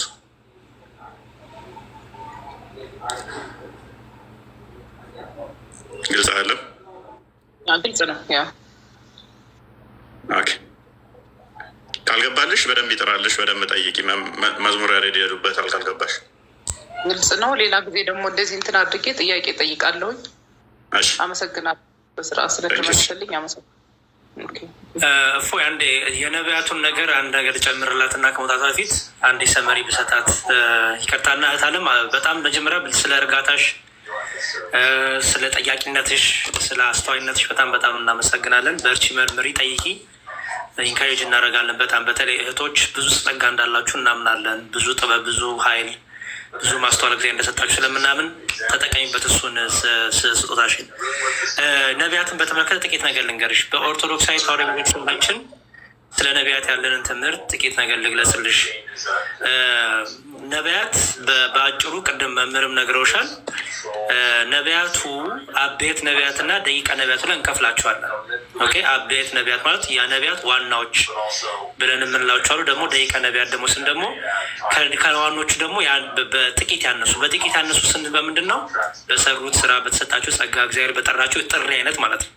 ኦኬ፣ ዋናዎቹ ነቢያት የምንላቸው 4 ናቸው። ኢሳያስ፣ ኤርሚያስ፣ ሕዝቅኤል እና ዳንኤል ናቸው። እነዚህ 4ቱ ዋና ነቢያት ይባላሉ፣ ወይም የነቢያቶች ዋና ይባላሉ። ለምን የነቢያቶች ዋና ናቸው? አንደኛ ከተሰጣቸው የትንቢት ጸጋ አንጻር፣ ከነገሩን መልእክት አንጻር፣ እግዚአብሔር ከሰጣቸው የትንቢት የመናገር ከመልእክታቸው ክብደት አንጻር ዋና ይባላሉ ማለት ነው። ኦኬ፣ ለምሳሌ ኢሳያስ ስለ ጌታችን ኢየሱስ ክርስቶስ በሚገባ ብዙ ነገር ጽፎልናል። ኤርሚያስም ብዙ ትንቢት፣ በጣም ብዙ ትላልቅ ትንቢቶችን ነግሮናል። ሕዝቅኤልም እንደዛው፣ ዳንኤልም እንደዛው ማለት ነው። ዝርዝሩን ፎሎ አድርገሽን በፊት ወደ ኋላ ስንገናኝ መናገር እንችላለን። ከዛ ደግሞ ደቂቀ ነቢያት የሚባሉ አሉ። ለምሳሌ እነ ሆሴ፣ አሞስ፣ ሚኪያስ፣ ኢዩኤል፣ አብድዩ፣ ዮናስ፣ ናሆም፣ እምባቆም፣ ሶፈንያስ፣ ሀጌ፣ ዘካርያስ፣ ሚልኪያስ እነዚህ ሁሉ ማለታቸው እነዚህ ደግሞ ደቂቀ ነቢያት ይባላሉ ማለት ነው። ስለዚህ አቤትና ደቂቀ ነቢያት እንዳሉ እንዳትረሽ። ስለዚህ ጠቅላላ ስንት ሆኑ ማለት ነው? አይ ቲንክ ስንቆጥራቸው 4ቱ ነቢያት እና 12ቱ ደቂቀ ነቢያት፣ እነዚህ ጠቅላላ ትይዣቸዋለች። ከዛ ደግሞ አቤትና ደቂቀ የሚላቸውን ደግሞ በስራቸው በተገለጠላቸው በሚናገሩት ትንቢት አይነት በሚጽፉት በመልእክታቸው አቤትና ደቂቀ ነቢያት ብለን አስቀመጥን ማለት ነው። የነቢያትን ጥቂት ነገር ልንገርሽ። አንደኛ ስለኛ ስለ ህዝቡ የሚጸልዩ ናቸው። ኦኬ፣ ስለ ህዝቡ የሚጸልዩ ናቸው። ነቢያት ስለ ህዝቡ ይጸልያሉ። ወደ እግዚአብሔር ምልጃን ጸሎትን ያቀርባሉ። ዘፍጥረት 20 ቁጥር 7 ላይ ሄደሽው ዘፍጥረት 20 ቁጥር 7 ላይ በማቴዎስ ወንጌል ምዕራፍ 10 ቁጥር 41 ላይ ደግሞ ነቢያትን ማክበር፣ ነቢያትን ማሰብ በረከት እንደሚያሰጠን በረከት እናገኝባቸዋለን ብለን ደግሞ እናምናለን። ስለዚህ ማቴዎስ ወንጌል ምዕራፍ 10 ቁጥር 41 ላይ ይሄንን በደንብ አድርጎ ያስቀምጣል ማለት ነው። እግዚአብሔር ካመጣው ቁጣ ህዝቡ እንዲድን መልእክት የሚያስተላልፉ ናቸው። እግዚአብሔር ካመጣው ምሕረት ደግሞ ምሕረቱን ሰጥቷል። እግዚአብሔር ታርቋቸዋል ያለው ደግሞ ከእግዚአብሔር ዘንድ መልእክትን የሚሰጡ ናቸው። የእግዚአብሔርን ቁጣን ደግሞ እግዚአብሔር ሊቀስ ነው ሊቆጣ ነው ብለው የሚናገሩ ናቸው ማለት ነው ነቢያት። እና ወንድ ነቢያት የተነገርኩሽ፣ በክርስትናው ደግሞ ሴት ነቢያት ደግሞ ነበሩ። ሴት ነቢያቶች ደግሞ አሉ። ለምሳሌ የሙሴ እህት ማርያም ነቢይ ናት። ዲቦራ የምትባል ነቢይ ያለችን፣ ህልዳና የምትባል ነቢይ ያለችን፣ ሀና የምትባል ነቢይ ያለችን ማለት ነው። እና ሴት ነቢያቶች ራሱ በመጽሐፍ ቅዱሳችን አሉ። እና ሴቶች ራሱ በደንብ አድርገው የተከበሩ ናቸው። በእኛ በክርስትናው ራሱ የሴት ነቢያትም የነበሩበት ጊዜ አለ ማለት ነው። እና ነቢያት ስንል ለወንድ ብቻ የሰጠነው አይደለም። ሴት ነቢያቶችም እንዳሉ በመጽሐፍ ቅዱስ እንድታስተውይ ነው። ዝርዝር ነገሩን ግን በሌላ ቀን ተገናኝተን እናወራለን። እግዚአብሔር ይስጥልኝ። እፎይ። እሺ፣ ቃል ታሰማለን። የሆነ ድምፅ ሰማሁ።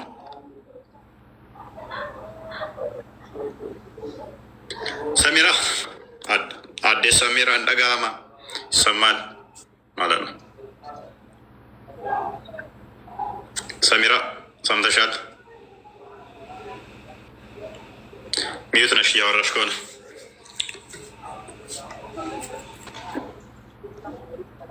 አይሰማም? አሁን ይሰማል። ኦኬ፣ ጥያቄዎች ተመልሷል ይመስለኛል። ወደ ሌሎች እንለፍ። እሺ፣ አመሰግናለሁ። እሺ፣ ባለፈው ስለሄድንብሽ ኦፌንድ ካደረገች ሶሪ። ያው አንተ ማለት እኔ ብዙም እንትን የለኝም፣ ችግር የለውም፣ ያጋጥማል፣ ችግር የለም። ያ እኛም ደግሞ ስማችን ምክንያቱም ይህንን ስለሆነ እነዛ ብሎ ሲለቅ የክርስቲያኖች ድራማ ተብሎ ስለተለቀቀ አንቺ ሙስሊም መሆንሽም ማሳየት ግዴታችን ስለሆነ ነው። እኔ ከዛ በላይ አንደኛ መጀመሪያም ላይ ጥያቄን ልጁ ሊያዳምጠኝ አልቻለም። እኔም ሰዎች ፑሽ አድርገው ነው ሊመልስልሽ ይችላል ብሎ ፈርዘር በደንብ ያስተምረኛል፣ በደንብ ያሳምነኛል። እንደውም እዚህ እናንተ ጋር ያልጠየኳቸው ጥያቄ እሱን ብዙ ልጠይቀው ያሰብኩት እንትን ነበረ። ሲጀመር ዋቴቨር አሁን በክርስትና እንትን ውስጥ እኔ ሙስሊም ነኝ ገብቼ ጠየቅኩኝ። በሙስሊምም ቢሆን ክርስቲያኑ ገብቶ ማስተማር ነው መማማር ነው እንጂ ሙስሊም ክርስቲያን ስለሆንሽ ምናምን አያችኋት፣ ቅሌቷ አያችኋት እንትን እኔ በጣም ኦፌንድ ስላደረገኝ ነው። እንደገና በሁለተኛው ሶስተኛ አካውንት ገብቼ እንትን ለማለት ሞከርኩኝ፣ ግን አልተሳካም። ጌታ ይርዳሽ፣ በርቺ። ጥያቄ ካሉች ሌላ ጊዜ እናስተናግድሻለን። መዝሙሪያ ሬድን ፎሎ አድርጊያቸው እና እሳቸው እንትን ይሉሻል። ሞሮፍ ኦኬ። እፎይታ 7 እፎይታ 7 ክርስቲያን ነህ? አይሰማም? ትሰማለህ? አዎ ክርስቲያን ነኝ። ኦኬ። ምን ታዘዝ? እንትን ነበረ የሆነ 100,000 የነበረው አካውንት ነበረኝ በል እና ካየው የሆነ አዲስ ፌስቡክ ላይ የተለጠፈ አይቼ ነበረ በኤአይ የሰራሁት ምናምን አንተ ፔጅ ላይ ነው ያየሁት እና የሆነ ከኮመንት ግለጹልኝ የሚል ጽሑፍ እና እኔ ነበርኩ በኤአይ ጀነሬት ማድረጋቸው። ባይገርም አሁን ራሱ ባን ብሏል አካውንት ማለት እና ከዚህ በፊት የነበረኝ አካውንት ነበረ 100,000 ኦልሞስት ተከታይ አለው እና ጀስት አንተ የምትለቅለት ሰው ውክልና ከሰጠ ፌስቡክ ነው እና ፌስቡክ ላይ የሆነ ፎቶ ካይ በኤአይ ጀነሬት የተደረገ ፖስት አድርግተ ነበረ። እሺ። እና እነኛን ቪዲዮ ምንድን ነው እኔ ነበርኩ ጀነሬት የማደርጋቸው እና ፎቶ ይወስዳል ነው የሆነ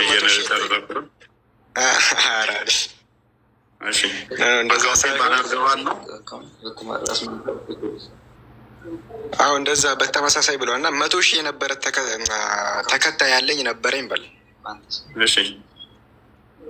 እና ውክልና የሚሰጥት ሆነ ጀስት አካውንት ይፈታል ምናምን የሚል መልዕክት አይቼ ነበረ እና ከተፈታ እንኳን ጀስት ለእኔ ባይሆን እንኳን ለአንተ ይጠቅማል ብዬ አስባለሁ። እና በዛው ምን ትላለህ? እንዴት እንደተዘጋም ባላቅም እኔ 1,000 ተከታይ ነው ያለኝ ፌስቡክ ላይ። እኔ በቅርብ ነው ወደ ፌስቡክም የመጣሁት። ፌስቡክ ላይ የሚጻፉት እኔ ያላቃቸው ውክልና ምንም የምትለውን ነገር እኔ እጄ የለበትም። አይ ቲንክ 1,000 ምናምን ሰው ነው እኔ ተከታይ ያለኝ። 1 ወር ምናምን ቢሆን ነው 1 ወር ማክሲመም ፌስቡክ ላይም ከመጣሁ ፌስቡክም የለውበትም እኔ። እሱማ ልክ ነህ። ኧረ 100,000 የነበረው የቲክቶክ አካውንት ነበረኝ በል። ቲክቶክ ነው ማህበረሰቡን የሚጥስ ነገር አንድ ቀን ቲክቶክ ነው ወይንስ ፌስቡክ? ቲክቶክ ላይ ያለ አለ 100,000 ተከታይ ቲክቶክ 100,000 አለ፣ ፌስቡክ 100,000 አለ። አንተ እኮ እና ምን ያው ምን ልርዳ 100,000 የነበረው ይመለሳል ተብያለሁ በል። ነገር ግን እሱ ውክልና የሚሰጥ ከሆነ ቪዲዮዎችን ጭራሽ ውክልና የቲክቶኩ ፌስቡክስ የፌስቡክንማ ፖስት ያደረግከውን እኔ ነበርኩ ጀነሬት ያደረግኩት። እኔ እዚህ ላይ ነው ፖስት ያደረግኩት እንጂ በዚህ ላይ ነው ተከታይ የለኝም። እዚህ ላይ ነው ፖስት ያደረግኩት። ፌስቡክ ላይ ፌስቡክ እኮ የኔ ይሄ ነው በቃ። ፌስቡክ ላይ እኮ ፌስቡክ ይሄ ነው የኔ፣ ሌሎቹ የኔ አይደሉም። እኔ አይደለሁም ፖስት ማደርገው በቃ። 14,000 የኔ አይደለ 14,000 አይደለም 1,000 ነው የኔ አይደሉም። እንደኛ ኤንስ በውስጥ አወራኝ በቃ። የምታያቸው ፌስቡክ ላይ የሚለቀቁት የኔ አካውንቶች አሉ። የኔ 1,000 አካውንት 1,000 ነው ፎሎወሩ። በቃ እሺ፣ በቴሌግራም አውራለሁ ወይ? ኦኬ እሺ። ኤኒዌይስ የኔ 1000 ምናምን ነው። ገና 1400 ነው። 100,000 ፌስቡክ ላይ ባንሆነ ቲክቶክ ላይ 100,000 ባንሆነ ማውቀው ነገር የለም ማለት ነው። በእኔ ስሞች ብዙ የተከፈቱ አካውንቶች ስላሉ ማለት ነው። ሰው እኔን አይወክሉም። እኔስ ወደ ክርስቲያን እንትን አናል ከቶፒኩም ስለራቅን ጠፋብኝ ነበር። ከቶፒካችን በጣም ራቅን። ወደ ቶፒካችን እንመለስ። ያው እስካሁን ጥያቄዎችን ነበር ስናስተናግድ የነበረው ኦልሞስት ለ1 ሰዓት ያክል ማለት ነው። የአሁን ወደ ዛሬው ወደ ዕለታዊ ፕሮግራማችን እንመለስ እና እንግዲህ ከአመጋገብ ጋር በተያያዘ ነው። ስፔሻሊ ረመዳን እንደመሆኑ ደግሞ እስልምናው ደግሞ አጥብቆ ክርስቲያኖችን የሚተችበት ሙሐመድ ማለት ነው አንዱ አመጋገብን በተመለከተ ነው። እውነት ሙስሊሞች ይህንን የመተቸት ሞራል አላችሁ ወይ የሚለውን ዛሬ የምንመለከት ይሆናል።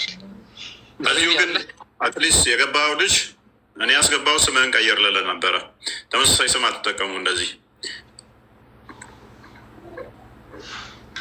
ተመሳሳይ ስም አትጠቀሙ። ሰርች አድርገህ ግን አይተህ ታውቃለህ? እፎይ እፎይ ብለህ ሰርች አድርግ። ጌታ ኢየሱስ እንዳለ እኮ እፎይ ነው። እኔ ኢቨን የሆነ ነገር ልሰራ ስል ታግ ላረገው ብዬ በቃ ስለሚጠፋብኝ ትውትን አንድ ታግ አላረገው። አንደኛው ሸጥኩት አለኝ 100 ምናምን ሺህ ገባና፣ አንደኛውማ ለምኜ ምን ያደርጋል በእኔ ስም አድርጎ ፕሮፋይል አስቀምጦ ባንክ አካውንት አስቀምጧል። ምንም እኮ አልገባም ይለኛል። ኧረ እባክህ አልገባም እኮ። ኤኒዌይስ ሀቢብ በተቻላችሁ መጠን የሰው ስም አትጠቀሙ። ወይ ፎይ እንዴት ነው? እንኳን ደህና መጣ። ሙስሊም ነህ? መልካም። በረመዳን ወቅት ላይ ስታፈጥሩ ቶሎ የምትበሉበት ምክንያት ለምንድን ነው?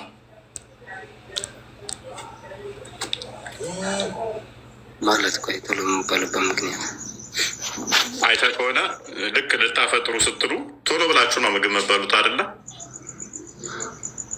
ሲጀመር ቶሎ ብለን ምግብ አንበላም። አዛን ካልተባለ ምንም አይነት ምግብ አበላ። ልክ አዛን እንደተባለ ቶሎ ብለው የሚበሉበት ምክንያት ምንድን ነው? እና የጾመች ቀኑን ሙሉ የጾመች ነፍስ እንዴት ነው ምግብ ሳታገኝ እንዴት እንቅስቃሴ ትጀምራለች? አላህ የቱ ጋር መቼ ነው በደንብ የሚደሰትብህ እና የሚሰማ? ቀን ስትጾም ነው ወይስ ምግብ ስትበላ? አይገናኝም አንተ ነው ማለት ምግቡ የምበላው ያው የጾም ከሆነ ያህል እንትን ልትል ነው። ገባርለ የጾም ከሆነ ያህል ነው። ልክ በጾም ሰዓት ላይ ነው ፈጣሪህ በደንብ የሚሰማ ወይንስ ምግብ ስትበላ የሚሰማ? ሲጀመር ፈጣሪ የወለል እንገር አለ እንደ እምነትህ ነው እንደ አማኝነት ነው እንጂ ከበላ የሚሰማ እንትን የለ። ሳበላ ስቀር ደግሞ ማይሰማ እንትን ፈጣሪ አለ። ከምግብ ጋር የሚወዳደር አይነት ነገር አለ። ገባለ የዛን ሰዓት ግን ስትበላ ምናምን ነገር ምግብ ለሌላው መስጠት ትችላለህ። ኢብራሂም ይታል በዛን ሰዓት ላይ እንመጣበታለን። አሁን ያነሳሁትን ስትበላ ሳትበላ የሚባል የለም በፈጣሪ ዘንድ ላልከው እንመጣበታለን። በዛን ሰዓትስ አማኝ ላልሆነ ምግብ መስጠት ትችላለህ?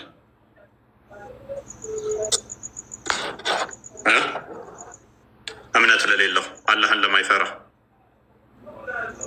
እኔ እንደዚህ አይነት ሰው እንዴት ይሰጣል ሲጀምር ምግብ? ስለዚህ አማኝ ላልሆነ ሰው ምግብ አትሰጥም ማለት ነው።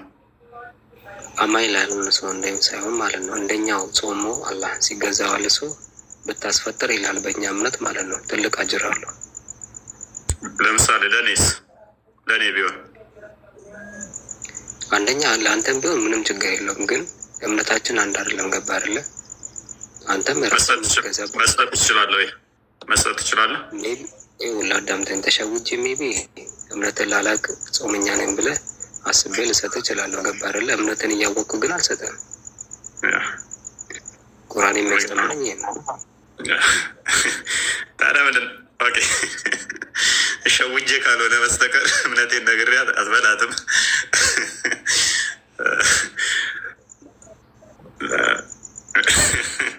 ታዲያ ደግሞ የምትሰክሱን መንገድ ላይ የምናፈጥረው ልናበላችሁ ነው ብላችሁ እዚህ ጋ ነው የተሸወርከው። እዚህ ጋ ነው የተሸወርከው። ምንድን ነው የተሸወድኩት? መንገድ ላይ ብናፈጥረው እናንተ እንድበሉ ነው ምናምን የምትሉት ስታዲያ ሳክስ ነው ማለት ነው። ሳክስ መሆን ሳን ሲጀመር የኢትዮጵያ መስተጋብር ነው። ክርስቲያንና ሙስሊም አብሮ ተቻችሎ ስንት ዓመት የኖረ እምነት ነው። ገባህ? ነው ምግብ ማብላቱ ነው። አዳምጠኛ ቆይ መጀመሪያ አልሰጥህም አልከኝ። እምነትህን አውቄ ከሆነ አልሰጥህም አልከኝ። አንተ ሌላ ማኝ መሆንህን አውቀህ ከሆነ አይሰጥህም። አንድ እምነቴ አይፈቀድም አልከኝ። ግን እንደዛ ከሆነ ለጉራ ነው እንደ መንገድ ላይ እንዲሁ ለማሳየት ቀጥልሽ። ለጉራ አይደለም። እሺ ቀጥል። አንተ ለምሳሌ አሁን ማለት ነው ጥያቄ አልጠይቅም። ፎር ኤግዛምፕል እሺ ለራሴው ላድርገው ያንን ኤግዛምፕል ማለት ነው። በላሁኝ፣ ጠገብኩኝ፣ በቃ መብላት ያለብኝን ሆዴ ተቀብሏል አይደለ? ልክ የተረፈኝን ለሰው አውጥቼ ብሰጥ ምን ችግር አለው? የአንዱም እኮ ለእኔ አጅር ነው የሚጻፈው። ገባ አይደለ? እኔ ስለ አጅሩ ለዚህ ሰው ይሄ ሰው ጴንጤ ነው አልሰጠውም አለ፣ ይሄ ሰው ክርስቲያን ነው አልሰጠውም አይደለም። ገባ አይደለ? አይቻልም እኮ አንተ ነህ እኮ ያልከኝ አለ። ቅድሚያ አይቻልም ነው ያልከኛል። ጥያቄ ምንድን ነው ያልኩህ? እኔ ሙስሊም ላልሆነ ትሰጣለህ ወይ? ስለ ሙስሊም ለሆነው እናስፈጥራለን። ሙስሊም ካልሆነ ግን ቆይ አዳምጠኝ። ሀጅር ያስገኘናል ማስፈጠራችን። እሱ ቆይ አዳምጠኝ አደረበች። ሙስሊም ለሆነው ለጿሚው ካስፈጠርን ጾሙ ሲፈታ ካበላ ነው ሀጅር እናገኛለን። ሙስሊም ካልሆነ ግን ቆይ ሙስሊም ካልሆነ ሸውደኸኝ ልበላ ትችላለህ። እያወቅኩ ግን አይሰጥህም ነው ያልከኝ አይደለ? ይሄ አስተምሮ ነው። ስለዚህ አስተምሮቱ ነው እንጂ አንተ ያንተን ፍትሐዊነት ያንተን አዛኝነት አይደለም እኛ የምንፈልገው። እንዳስተምሮቱ ነው እኛ መንቀሳቀስ ነው የምንፈልገው።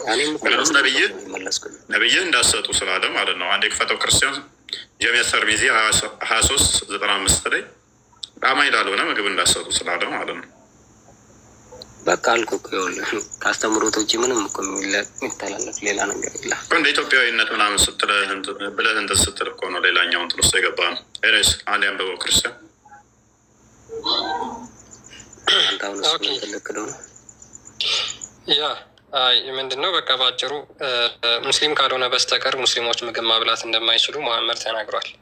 ጃሚያ ትርሚዚ 2395 ላይ አቡ ሳይድ አልኩሪ አቡ ሳይድ እንደተረከው ያለህ መልእክተኛ እንደዚህ ያለ ይላል፣ ዶንት አካምፓኒ ኤክሰፕት ቢሊቨር፣ አማኞችን ካልሆነ ጓደኞች አትሁኑ አለ። ኤንድ ዶንት ሰርቭ ዩር ፉድስ ኤክሰፕት ዋን ዊዝ ተቋ፣ የሚፈራ ካልሆነ አምላክን የሚፈራ ካልሆነ ደግሞ ምግብ አታቀርቡለት፣ ምግባችሁን አትስጡት ይላል። ስለዚህ ለአንድ ክርስቲያን ማለትም ሙስሊም ላልሆነ አካል ማቅረብ አትችሉም ማለት ነው በሃይማኖታችሁ።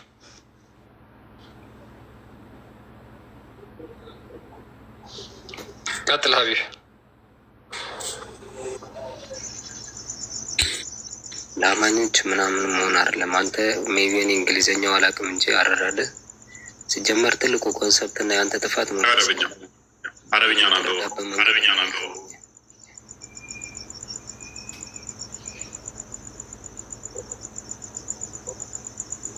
አንብበው እያሰመርኩበት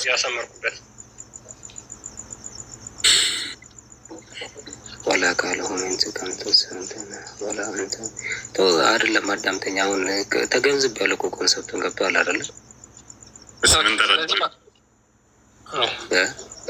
ምን ተረዳ? ይኸውልህ አንተ የተረጎምክበት መንገድ እኔ አላውቅም እንጂ እኔ አንተ ተርጉሞ አረብኛውን አንብብና ተርጉሞ እኮ አዳምጥ። ተረጎምኩልህ እኮ ከዚህ ምንድን ነው ምን ብለህ ያው ተርጉም አሳየኝ አይደለ እንዴ? ምን ይላል? ተርጉመንማ አሳየንህ። ደግሞ መልሰህ እኮ አንተ የተረዳህበት ትለናለህ መልሰህ። ለአንተ ማንበቡ ወቂ ስላልሆነ ገባህ አይደለ እንጂ እኔ አቅቶኝ አይደለም። ቀጥልሽ። ባይዘው ለማካበር ምናምን ሳይሆን ማለት ነው። ሙስሊም ጋር በጣም ብዙ እውቀት አለ። ያንን እውቀታችን ውስጣችን የሚጠብቆኛ እውነት ነው። ለምሳሌ ቂጥ እንዴት ማጠብ እንደሚቻል ብዙ እውቀት አለ። ይሄ እንትን ነው እኮ ይኸውልህ፣ ምግብ እንዴት መከልከል እንደሚቻል እኮ ብዙ እውቀት አለ። እንዴት ብራይ ምንድን ነው ኡስታዝ ረብሸው? አንተ ትልቅ ሰው አይደለህ እንዴ? ሁሌ ህፃን ትሆናለህ እንዴ? ኡስታዝ ምን ሆነህ ነው? ትልቅ እውቀት አለ እና ሙስሊሞች ጋር ትልቅ እውቀት የታፈነ እውቀት ነው። አንድ ቀን የወጣ ቀን እንደ ዲማሚት ነው ብሎ ተራራ እንደሚንድ ነው የሚንደን እውቀቱ። ጭንቅላት እንዳያፈነዳባችሁ ኒኩለር ባሉት የተተኮሰ ቀን አንድ ቀን ሲወጣ ወደሚ ነው እናውቃለን አንነግረህም ብሎኛል። ባለፈው አንደኛው የሚፈነዳው እውቀት ምን አይነት መሰለ ወንድሜ፣ የሚፈነዳው እውቀት ምን አይነት መሰለ? በቻት ጂፒቲ የተደገፈ እውቀት ነው የሚፈነዳው እንጂ ከስር መሰረቱ በማንበብና በማብሰል የመጣ እውቀት መቼም ቢሆን አይፈነዳም። ምን አልከት? በቻት ጂፒቲ የተደገፈ እውቀት ነው እንደ ሞሊኩላር ወይም እንደ በስታይን የምትለው የሚፈነዳው እንጂ ከስር አንብበህ የሚመጣ እውቀት መቼም ቢሆን አይፈነዳም። እስኪ አንብብና ይህንን ተርጉመው። አሁን አንድ ከስር ተኮትኩተ ያድገህበት የመጣውን እውቀት ሲፈስር ይህንን አንብብና። እኔ እኮ አልኩ ለራሴ የተረዳሁት ምንድነው? እሱ ለጭንቅላት የተረዳው ለራስ ተረዳህ። እዚህ ምን ገስት ላይ ምን ትሰራለህ ታዲያ? ፎቶ እንድናነሳ ነው የገባኸው? ለራሴ ተረድቻለሁ ልትለን የገባኸው? ለ5,000 ሰው ልትነግረው ካልሆነ ለአንተ መረዳት ለእኛ ምን? ለራሴ አውቄዋለሁ ተረድቻለሁ ልትለን የገባኸው? ሀቢብ ምን ሆነሃል? አይ እንደማመጣሽ ምን? እሺ ቀጥል። ያው ለእኔ እኮ አዳምጠኛ አውቄ አይደለም እዚህ የመጣሁት አይደለ እንደ ማንም ሰው ሲጀመር ፍጹም የለም ሰው ነው ማለት ነው። ገባህ? ሊሳሳትም ብዙ አውቃለሁ ብሎም ላያውቅም ስለሚችል ማለት ነው። አንደኛ ነገር ለትምህርት ነው እዚህ የመጣሁት። ብዙ የምጠይቅ ጥያቄዎች አሉ። እሺ በቃ ሜት አድርጋ እንደዛ ከሆነ እሺ በቃ ከቻልክ ደግሞ ያው ጠይቀኝ። ያው አንዳንድ ጥያቄዎችን ጠይቀኝ መለስላለሁ የምችለውን። አላውቅም ትለኛለህ መልስ እኮ አሁን ደግሞ ወደ ቃስ ወደ ከማያውቁት ተርታ ተመደብክ። ኔስ ሁሴን እንኳን ደህና መጣ።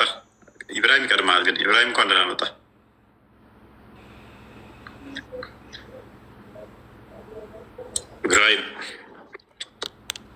ኢብራሂም ይኸውልህ መንዙማህን ዘግተህ ነው የምታወራው፣ አለበለዚያ አስወርድሃለሁ። ደግሞ ትመልሳለህ ዛሬ። ቀጥል ኢብራሂም፣ ማይክን አንሳ።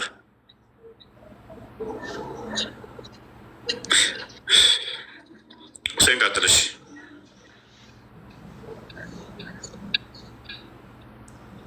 ኢብራሂም አለ ይሰማል? አንተ እኔ ከውሻ ራቅ ብዬ ሁሴን። እሺ የጎረቤ ውሻ ነው ትንሽ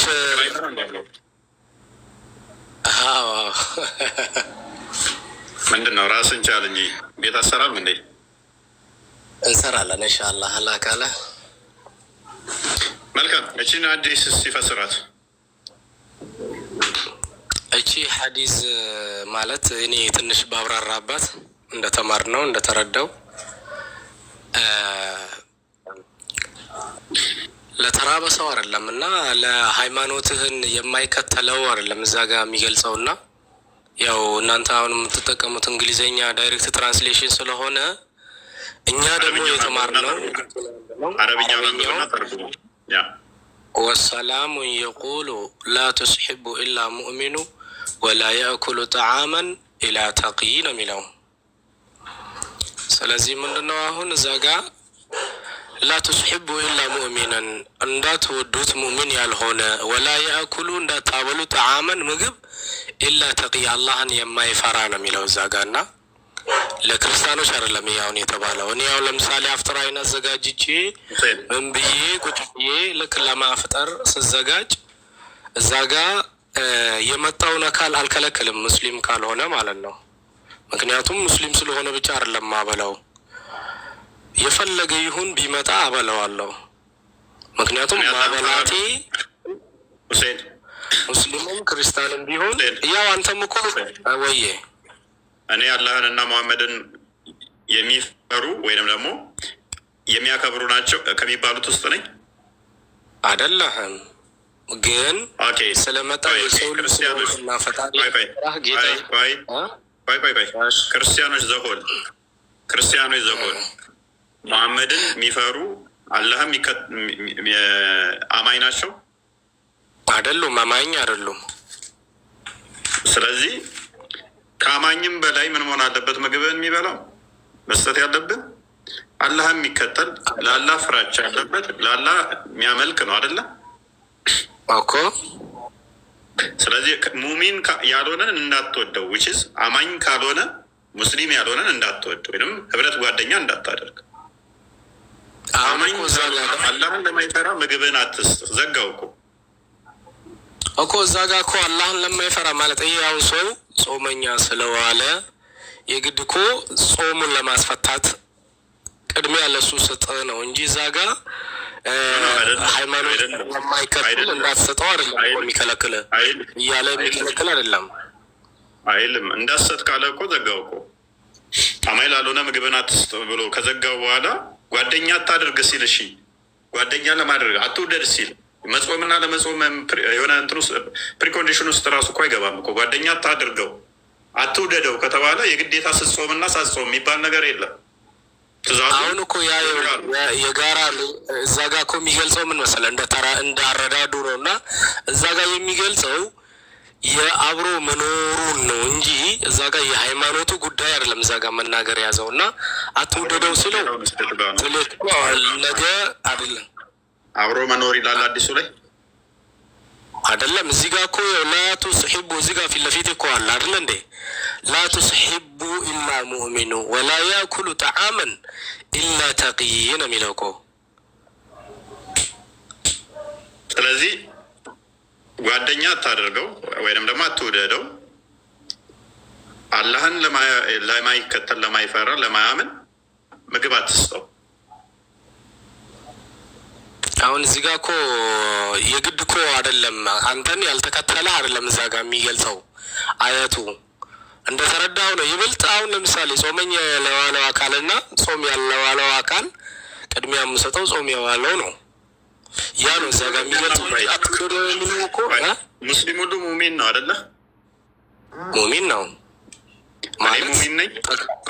ጠቅላላ ሙሚን ሆኖ እኮ የማይጾም ራሱ አለው። ያንን አሁን ካበላሁት እኮ ኃጢአት ነው የምጠይቀኝ ምገባው። ጎበዝ ሙስሊም ሆኖ ማብላትህ ኃጢአት የሚያስገባ ከሆነ እኔ እንዴት ልታበላ ትችላለህ ታዲያ? እንዴ እሱ ስላልጾመ ጾሙ ግዴታ ስለሆነበት ስላልጾመ ካበላው ትጠየቅበታለሁ። እኔንስ እኔም የባስኩ ነኝ። ሙሚንም አይደለም የመጀመሪያ ሙሚንም አይደለም ስላልተከተልከው አይጠየቅም። ጎበዝ ሙሚን ካልሆንኩ ደግሞ ምንድን ነው የሚለው? የመጀመሪያው ሙሚን ያልሆነውን ምን አትበላው ነው የሚለው? ሙሚን ያልሆነውን አታብላው ነው የሚለው። ታዲያ እኔ ሙሚን ካልሆንኩ እንዴት ነው የምታበላኝ? አትወደኝም አታበላኝ። እዛ ጋ ባይዘ የተአረዳዱ ነው እንጂ እዛ ጋ እኮ ግልጽ አድርጎት እዛ ጋ ክርስቲያን ያለ እኮ የለም። አሁን እዛ ጋ ክርስቲያንን አታብሉ የሚል ክርስቲያን ነሰርሊ ስም መጠቀስ አይጠበቅበትም። ሙሚን አይደለሁም ሙሚን ካልሆንኩ አትወደደው ካተባልክ እኔ ሙሚን ካልሆንኩኝ አታብላው ሙሚን ያልሆነውም ካለ ዘጋኸው እኮ ራስህ። አንተ ምን እያልከኝ ነው መሰለህ ሁሴን የእኔ ስም እዛ ጋር እፎይ የሚል ስለሌለ እኔ እፎይ ሙስሊም አይደለም እፎይ ሙስሊም ነው የሚል አይነት ሙግት፣ ምክንያቱም እዛ ውስጥ ስላልተጻፈ የሚል አይነት ሙግት ውስጥ ነው የገባው። ኖ እንደዛ አይደለም። አይ ሙሚ የሚባሉ እናንተ ናቸው። ሙሚ የምትባሉ ሙስሊሞች ናቸው። እንደዛ ማለት አይደለም። ያው አረዳዱ ነው እንትን የሚለው እና ያው ሳይሆን ሁሴን ሲደረግ ሙስሊሞች ለምሳሌ በአላህ ታምናላችሁ፣ በሙሐመድ ነቢይነት ታምናላችሁ። ስለዚህ አላህን እያመለከ የሙሐመድ ነቢይነት እየተቀበለ ለእሱ ማብላት የማትችል ከሆነ ጭራሽ አላህን ደግሞ የእናንተን አላህ ለእሱ ማብላት የማልችለው ለምን መሰለህ? እሱ ማብላት እችላለሁ፣ ግን ማብላት የማልችለው እሱ የተሰጠውን ትእዛዝ ስላልተወጣና ያንን ምግብ ስላልጾመ። ጾመኛ ከሆነ እንደው አጅር አለኝ። በእናንተማ እኮ ግዴታ አይደለም። ምክንያቱም ለኩም ዲነኩም ወሊየ ዲን የሚል አለ። እናንተም በሃይማኖታችሁ እኛም በሃይማኖታችሁ ይላል። ስለዚህ አንተ እዛ ጋ የምጠይቅበት ምክንያት የለህም። እሱ ሱራ 608 የምጠቅሰው ተሽሯል። እሱ ተሽሯል። አትጥቀሰው። አብርጌትድ የሆነ ጥቅስ አትጥቀስ።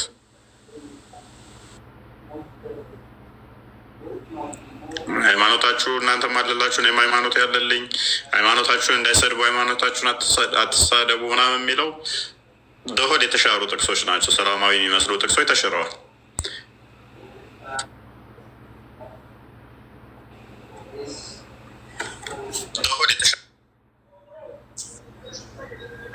ክርስቲያን ሄድበትሽ ያ ሀይ በነገራችን ላይ ከሎጂክ አንጻር ራሱ ብናየው እንግዲህ ቅድም እንዳልኳቸው ነው። እኛ ሙስሊሞችን ላኢላህ ኢላላህ አንድ ያደርገናል ብለው ያምናሉ ሙስሊሞች። ስለዚህ በዛ ቃል እንኳን አንድ ሆነው ምግባችሁን ግን አታብሉ ለእነሱ እንኳን የሚባል ከሆነ ጭራሽ የሙሐመድን የማይቀበሉት አላህን ደግሞ የማያመልኩት ክርስቲያኖች የተባሉት አካል ለእነሱ ምግብ እናበላለን ብላችሁ የምትናገሩ ከሆነ የውሸት ነው የሚሆነው። በነገራችን ላይ ሙስሊም ሆኖ ካላበላው ክርስቲያን ሆኖ ልታበላው ስለማትችል ማለት ነው ጭራሽ።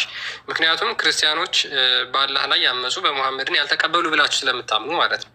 ስለዚህ እነዚህ ደግሞ ለአላህ የታዘዙ ስላልሆኑ ለአምላካችሁ የታዘዙ ስላልሆኑ ነቢያችሁን ስላልተቀበሉት ለእነሱ ምግብ ማብላት አይቻልም ማለት ነው። የገዛ ወንድምህን ማታበላ ከሆነ አላህን አይፈራም ብለህ ክርስቲያኖች ደግሞ ጭራሽ የማይቀበሉትን ልታበላ ስለማትችል ማለት ነው። ሳይ ሙስሊም 2060 አንዴ ክፈተውና እስኪ እንዴት ነው ይህንንስ የሚረዳው? አስቡ። አታብላ የተባለውን አካል ሊያበላ ሄዶ ድንገት ተሳስቶ ሴት ልጋብዝ ብሎ ቢጋብዘኝ ሁሴን ሳይ ሙስሊም 2060 ላይ ልጋብዘኝ ተፍ ተፍ ስትል እንደዚህ ወኝ ባጋጥምስ? አረብኛውን አድርግለት።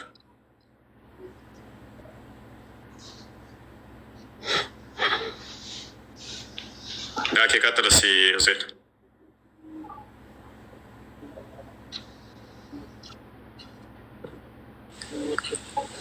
እስ ቀጥላችን አዲስ ይሰማል ይሰማል። እሺ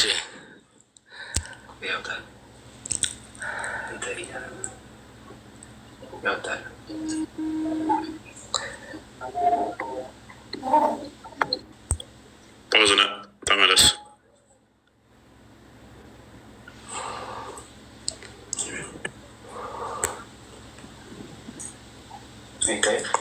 በደምብ አይታይም? ይታያል። وعن عبيدة الله أخبر فقه عن عبد بن عمر عن النبي صلى الله عليه وسلم قال كافر يأكل في 7 أمعاء والمؤمن يأكل في 101. اوكي ምን ይላል ሁሴን?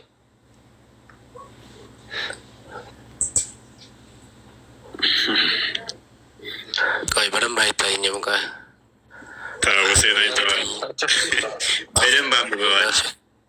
ዑመር እብን ዓብድ ነቢይ ሰለላሁ ዐለይሂ ወሰለም الكافر يأكل في 7 أمعاد والمؤمن يأكل في 101.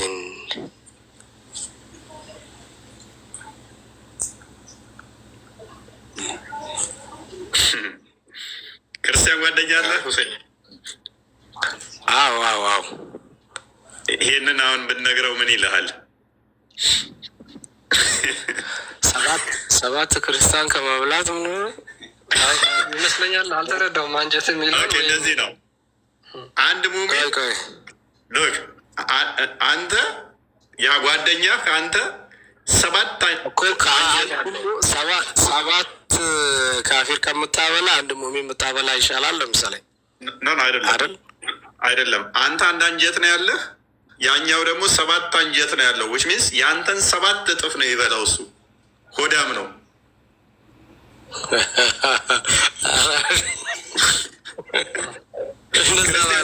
እንዳይሰማ አንተ እኔ ከአንተ በላይ በላለሁ ብሎ ኧረ እንዳው አጠገቤ ነው ያለው ከኔ በላይ በላ። በእርግጥ ይህን አዲስ እንዴት ታየዋለህ ታዲያ? ካፊር 7 አንጀት ነው ያለው፣ ሙሚን ደግሞ አንድ አንጀት ነው ያለው።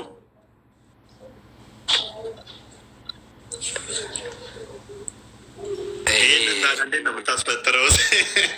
አይመጣውም። አይ ከአተረጓገሙ ችግር ካልሆነ በስተቀር ያው ምንም ችግር የለውም። አተረጓገሙ ያለ ሸሩሁ ላይ ምን ብለው መሰል ያስቀመጡት ሸርሁን ልስጥህ። ሸርሁ ካፊር አይጠግብም፣ ካፊር 7 እጥፍ ይበላል አይጠግብም ብለው ነው ያስቀመጡት። 7 እጥፍ የሚበላ የለም ከአማኝ ከሙስሊሙ። የአረቦችን ቪዲዮ ካለ ብታየው እንዴት እንደሚበሉ ወይኔ ወይኔ ወይኔ ወይኔ። ሁሴን አይታቸዋል ሲበሉ? ወይኔ ወይኔ ወይኔ። እኛ በጾም ወቅት ላይ መምህር በኋላ ይሉልሃል ቆሎ ምናምን ነው ብዛት አባቶች እንኳን የሚበሉት በቆሎና በውሃ ነው እንትን የሚሉት። እና የእናንተ ቀን ነው ሽፍት ምታደርጉ፣ ቀን አበሉ፣ ማታ ማታ ግን አበላል ትጠላለህ። ግን ተገልብጦ እናንተ 7 አንጀት ነው ያላችሁ፣ በልታችሁ ማጠግቡ 7 ይህንን ምግብ ያው እንግዲህ 7 እጥፍ ነው መበሉት ማለት በጣም ከባድ ነው። ምግቡ ራሱ ሀገር በለው እኮ ይሄ እና እኛን ነው ደግሞ እንደዛም ሆኖ እኛን ነው ይሄ ሁላው የሚበላ ነው። ይኸው ሱራ 43 ላይ ነው በገነት ውስጥ በትልቅ እየሳህን ነው የምበሉት አለ። ቁርአኑን አንዴ ክፈተው ክርስቲያን። በገነት በትልቅ እየሳህን ነው የምበሉት ይላል። እና እኛ በገነት እንኳን ምግብ የለም ብለን ነው የምናምነው። መራብ መጠማት የለም። መራብ መጠማት ከሌለ ምግብ እንደዚህ በትልቅ እየሳህን በላለሁ ብለን የምንጎመጀው ነገር የለም። እንደዛም ሆኖ ተገልብጦ ግን እናንተ 7 አንጀት ነው ያላችሁ፣ በልታችሁም አጠግቡም። አንድ ካፊር አንድ ሙስሊም ሙስሊም አንድ አንጀት ስትሆን ያኛው ደግሞ 7 ዊች ሚንስ ከኔ እኩል ለመሆን አሁን 7 ሙስሊም የሚበሉትን እኔ ብቻዬን ነው የምበላው ማለት ነው። 7 ሙስሊሞች የሚበሉትን እኔ ብቻዬን አይመጣውም እኮ አይመጣውም ማለት ነው።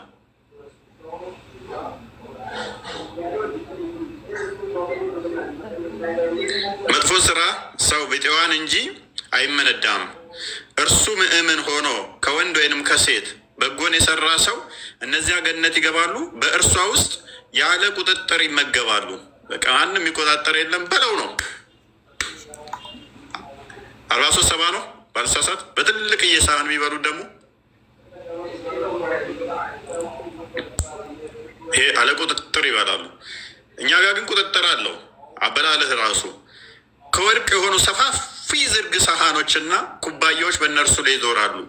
በእርሷ ውስጥ ነፍሶች ከሚገጅሉት አይኖች የሚደሰቱበት ሁሉ አሉ። እናንተም በውስጧ ዘላለም ዘታሪ ናቸው። በምን በሰፋፊ እቃ ማለት ነው። በሰፊ ኩባያ ይጠጣሉ፣ በሰፊ ሳህን ይበላሉ። እኛ ጋር መጽሐፈ ሲራክ ምዕራፍ 37 አንዴ ክፈተው። አበላላችን ራሱ እግዚአብሔር አስቀድሞ እንደዚህ አይነት ልቅ እንዳንሆን ተነግሮናል። እንኳን 7 አንጀት ሊኖረን ቀርቶ ማለት ነው። ታዲያ ምግባችሁን አትስጡ ከተባለ ካፊሮች 7 አንጀት ሉክ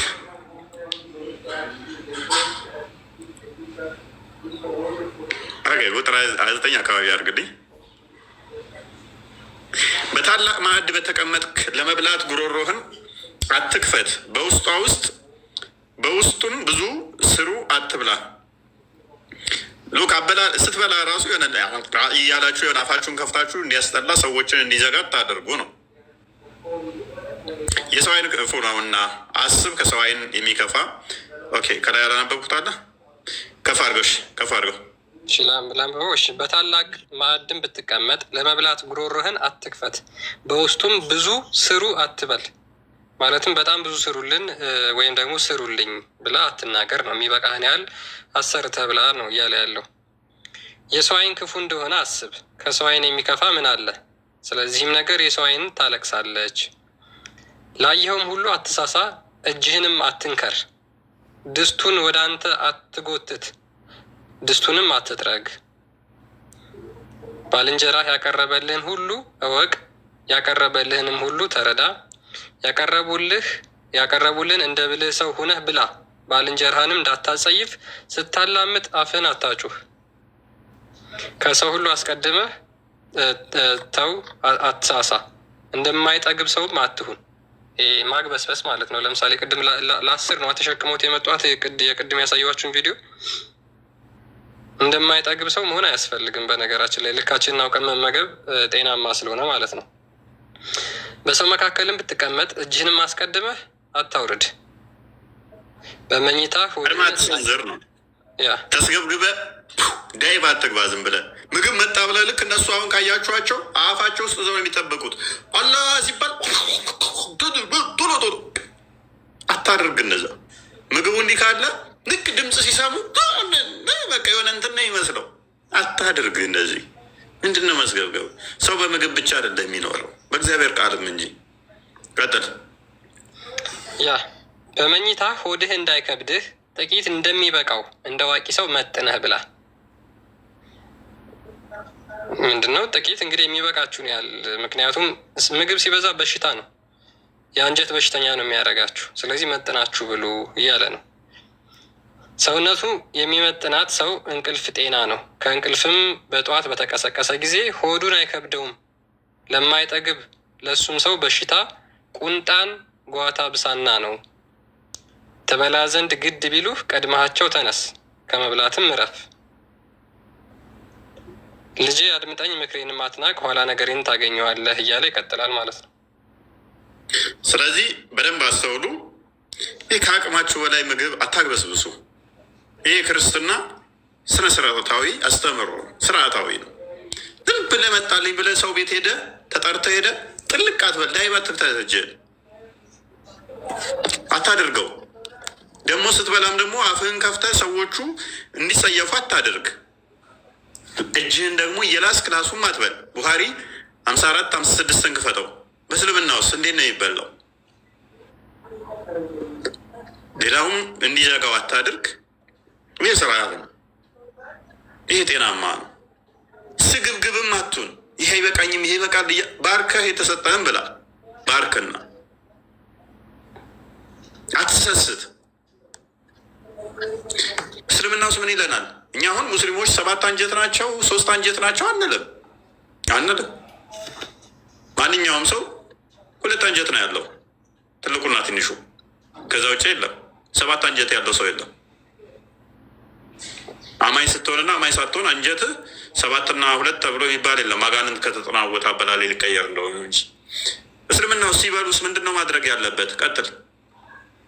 ኦኬ The prophet said, if one of you eats, let him not wipe his hand until he licks it or has it licked. ከእናንተ ማናችሁም ምግብ ስትበሉ እጃችሁን አትጥረጉ፣ ወይ እናንተ ላሱት ወይም ደግሞ ለሰው አስልሱት ብሎ ይናገራል። ያ እጅህን ምን ማድረግ አለብህ? መላስ አለብህ። የሙሐመድ አስተምሮ ነው። ባይዜ በእስልምና እንግዲህ ሙሐመድ ማለት ነው ስለ ሁሉም ነገር አስተምሯል ብለው ያምናሉ። ሽንት ቤት አገባብ፣ አቀማመጥ፣ አወጣጥ፣ አበላል፣ ከበሉ በኋላ ደግሞ እጃቸውን መላስ ወይም ደግሞ ካልሆነ ለሰው ማስላስ እንዳለባቸው በግልጽ ይናገራል። ሉክ ከበሉ በኋላ እንግዲህ ጣታቸውን በሙሉ መላስ አለባቸው ማለት ነው። ወይም እነሱ ደግሞ ካልፈለጉና ከጠገቡ አብሯቸው ለሚበላ ሰው ማስላስ አለባቸው። እንዴት ማለት ነው? አሁን ቢጋብዙኝም እጅ አልበላም። አሁን አስዋል እንደዚህ እየላሰ እዛ ጣት ሲለያይ መንገድ ላይ ጣት ሲላላሱ አስቡ። ነሰሰርሊ ጣታቸው መላስ ማስላስ አለባቸው። አፍትር ሄደ መንገድ ላይ እና ጣቴን ጥባ ተብላ 5 ጣት ስትል ጣት ስትልስ ማለት ነው። አዲስ አበባ ዛቡት ቀጥልሽ ይህችን ቪዲዮ አንዴ ልጋብዛችሁ ይሰማል። ይህችን እናያትና እንመለሳለን። ማለት በክርስትና ምን ያህል አበላል ስርዓት እንዳለው ማዕድ እንኳን ስንቀመጥ ስንነሳ እያንዳንዱ ስርዓት አለው የሰው ልጅ ያወጣለት። እሺ አንዴ ቆይ፣ ይህችን ደግሞ በእስልምና ያለው ደግሞ ምን ያህል ከክርስትናው ተቃራኒ እንደሆነ እንመልከት።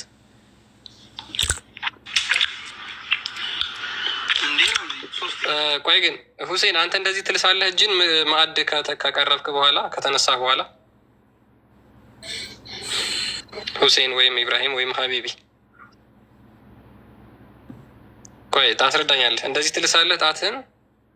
ማለት እኔ አውልሳለሁ። ምክንያቱም ምግብ ያለው ከታጠበን ያው እንደ እንትን ነው የሚታየው እና እስራፍ የሚባል ነገር አለ። እሺ አንተ ከሰገብክ ለጓደኛ ወይ ለሰው ታስልሰዋለህ ለጓደኛ ኖ አስልሱት የሚል የለም። ይኸውልህ ዳይሬክት ትራንስሌሽን ስለሆነ ኦር ምትለዋ አስልሱ ወይ ላሱ ወይ አስልሱ ነው የሚለው ሐዲሱ። አንድ ሐዲስ አለ። በጣም ብዙ በርካታ ሐዲስ ነው ያለው በነገራችን ላይ። ወይ ይሄንን እንደማይል ላስደምጣ እንዴ ኦር የምትለው ዝም ብሎ ነው የጀመረው። ወይ ዴፊኒሽኑ ነው እንጂ አንድ ላሱ ባንድ ታርገማ ያሰቆየ ሀቢብ ስላለ ነው። አያተዋሽ እኔ ልናገር ቆይ ትናገራለህ። ቆይ ሁሴን አንድ ቪዲዮ ይደመጥና ትናገራለህ። ሀዲሱ አለ። ሀዲሱ ላይ ልዋሽ እንዳሞክር ግን ቀጥል። እንዴ ሶስት እያለ እጅን ለምን ትልሳለህ? ነቢያችን ሰለላሁ ዐለይሂ ወሰለም እንዲህ ይላሉ፣ አንዳችሁ ምግብ በበላ ጊዜ እጁን ከመታጠቡ በፊት ወይም እጁን በሶፍት ከመጥረጉ በፊት እጁ ላይ ያለውን ምግብ ይላሰው ወይም ሌሎች ሰዎች እንዲልሱት ያድርግ ብለዋሉ።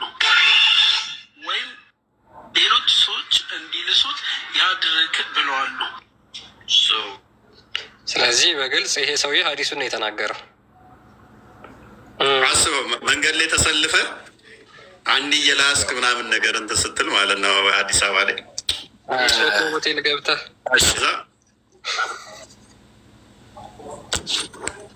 ምንድናርገው ከጓደኛ ጋር 5 ኮከብ ሆቴል ገብተህ እንካ እባክህ ጠግቤያለሁ ጣቴን ላስልኝ። ከዛ አዳምጠኝ ትቀጥላለህ። ከዛ ደግሞ እናንተ ወደ ችጋራ ወይ ስግብግብ ሲልህ ማለት ነው የእኛን አያቸዋል። እጅህን ዝም ብለህ ቀድማ አትንከር። እጅህን እንትን አትበል፣ አትስገድገብ፣ ቀድመህ ተነስታተ ሜቢ ይሄን ነገር ግን እፎይ ለምሳሌ ተቃውሞት ነበር። አንዳንድ የማያውቁ እህቶች በተለይ ሙስሊሞች ማለት ነው ሙስሊም ሴቶች እንዴት ነቢያችን እንደዚህ ነገር ያዛል? አንዴ እንቀጥለውና ችግር የለውም ትቀጥላለህ። ቤታችን እንቀጥለው። እኔ ላስረዳ እዛ ጋ አሁን አይ ገብቶኛል። የምግቡ በረከት ቤቱ ጋር እንደሆነ ስለማዲሱናሱ እንደሚል ታውቃለህ። አስልሱት የሚለው አይደለማ። እኔን አዳምጠኛ ይላል ከባለቤቱ የሚያውቀው ትቀጥላለህ። አዳምጥ ቆይ የጨርሰውና ያ ይህንን ነገር ብዙ ሙስሊሞች ስለማያውቁት የተቃውሞ ነገር አሳይተው ነበር እና አንዳንድ ሙስሊም እህቶች ማለት ነው ነቢያችን እያሰደበ ነው በሚመስል መልኩ ማለት ነው። አድምጧት ምን እንደምትል። ሰው ነቢ እንደሆነ አይታወቅም። እንግዲህ ይህ ልጅ የማያውቀው የለም። የሌለ ነገር እያነበበ ያልተጻፈን ነገር እያነበበ እየቀጠፈ ያ ሳያንሰው ነቢዩ ሰለላሁ ዐለይሂ ወሰለም እንዲሰደቡ ዋና ሚና እየተጫወተ ያለው በዚህ ሰዓት እሱ የእሱ ቪዲዮ ተቆርጦ እየተወሰደ ነቢዩ ሰለላሁ ዐለይሂ ወሰለም እየተሰደቡ ነው። የእሱ ኮመንት ስር ነቢዩ ሰለላሁ ዐለይሂ ወሰለም እየተሰደቡ ነው። ለምንድን ነው ይሄ ልጅ መጅሊሱ ዝም ያለው? አንደኛ ያልሆነ መልዕክት ማያስተላለፉ ሳያንስ ይሄ ልጅ ነቢዩ ሰለላሁ ዐለይሂ ወሰለም እንዲሰደቡ ዋና ሚና እየተጫወተ ያለች ልጅ ነው በዚህ ሰዓት ማለት ነው። እና ለምንድን ነው ዝም ያላችሁት የኛ ልጆች? ለምንድን ነው የሆነ መፍትሄ ማፈጥሩለት ለዚህ ልጅ? ሲቀጥል ደግሞ ይሄ ልጅ አሁን በዚህ አካውንቱ ነው ይሄ መልዕክት የሚያስተላልፈው። ይሄ አካውንቱ መዘጋት አለበት። ያልሆነ መልዕክት የሚያስተላልፍበት ነው። ይሄ አካውንቱ መዘጋት አለበት። ይህን አካውንት ማዘጋት የምትፈልጉ እኔ ከቲክቶክ በታች ሊንክ አለ፣ እሱን ተጭናችሁ ግቡ። ሪፖርት አድርገን እናዘጋበታለን። ሙሐመድን አሰድቧል ወይስ አላሰደበም? ይሄ ሰውዬ ጣቱን ቅድም ባስላሰው ሁሴን ለምን በደንብ አዳምጠኝ። እኔን ዛጋ ላሱ እጃችሁን ከበላችሁ በኋላ ለበረካ ወይም ለእስራፍ የሚባል አለ በአረበኛና ስትሉ እጃችሁን ላሱ ወይም አስልሱ የሚለው እኮ እናንተም ላሱ ካለበለዛ ለሌላ ሰው አስልሱ አይደለም። እጃችሁን ውሰዱና ሌላ ሰው ይላስላችሁ አይደለም። ሌሎቹም እንዲልሱ አድርጉ ነው። አዳምጠኝ። እንግሊዝኛ እኔ መምህር ነኝ። ስማ ኦር ምትላል እንግሊዝኛ ላይ እንደተረዳሁት ዳይሬክት ትራንስሌት ጂፒቲ ቻት ነው የምትጠቀመው። እኛ ደግሞ የተማርነው ማስረዳሃል። አዳምጠኝ መጀመሪያ ላሱት ወይንም አስልሱት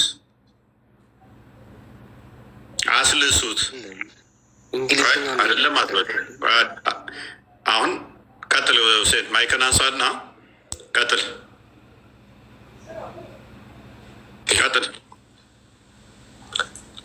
ዲሲቨር መሆናቸውን በዲጃ እዩ። ላሱት ከተባለ ቀጣይ ያለው ወይንም አስልሱት። ቀጥል እኮ እያየሁት ነው፣ አንብቤ ያለው እኮ ኢዛ አከለ አሐድኩም ቃለ የምስሑ የዲህ ሐላ የልዲሁ አው ዩልዲሃ አለ። ወይም ላሱ ወይም አስልሱ የሚለው እኮ እናንተም የራሳችሁን ላሱ፣ ሌላው ደግሞ እንዲልሱ አድርጓቸው ነው። እንግዲህ አይልም ሌላ አትበል፣ ሌላ ሚል የለም። ለምን ተዋሸው? ላሱት ከተባለ ዘሆል ጄኔራል የተሰጠ ህግ ነው። ምግብ ከበላችሁ በኋላ ላሱት ወይንም አስልሱ። የራሱን እጅማ ያኛው ራሱን የሚልሰው ነገር ግን ራሱ ከላሰ በኋላስ ማይልስ ከሆነ አስልሱት። ለምን ዋሸው? ለምን የምትዋሸው?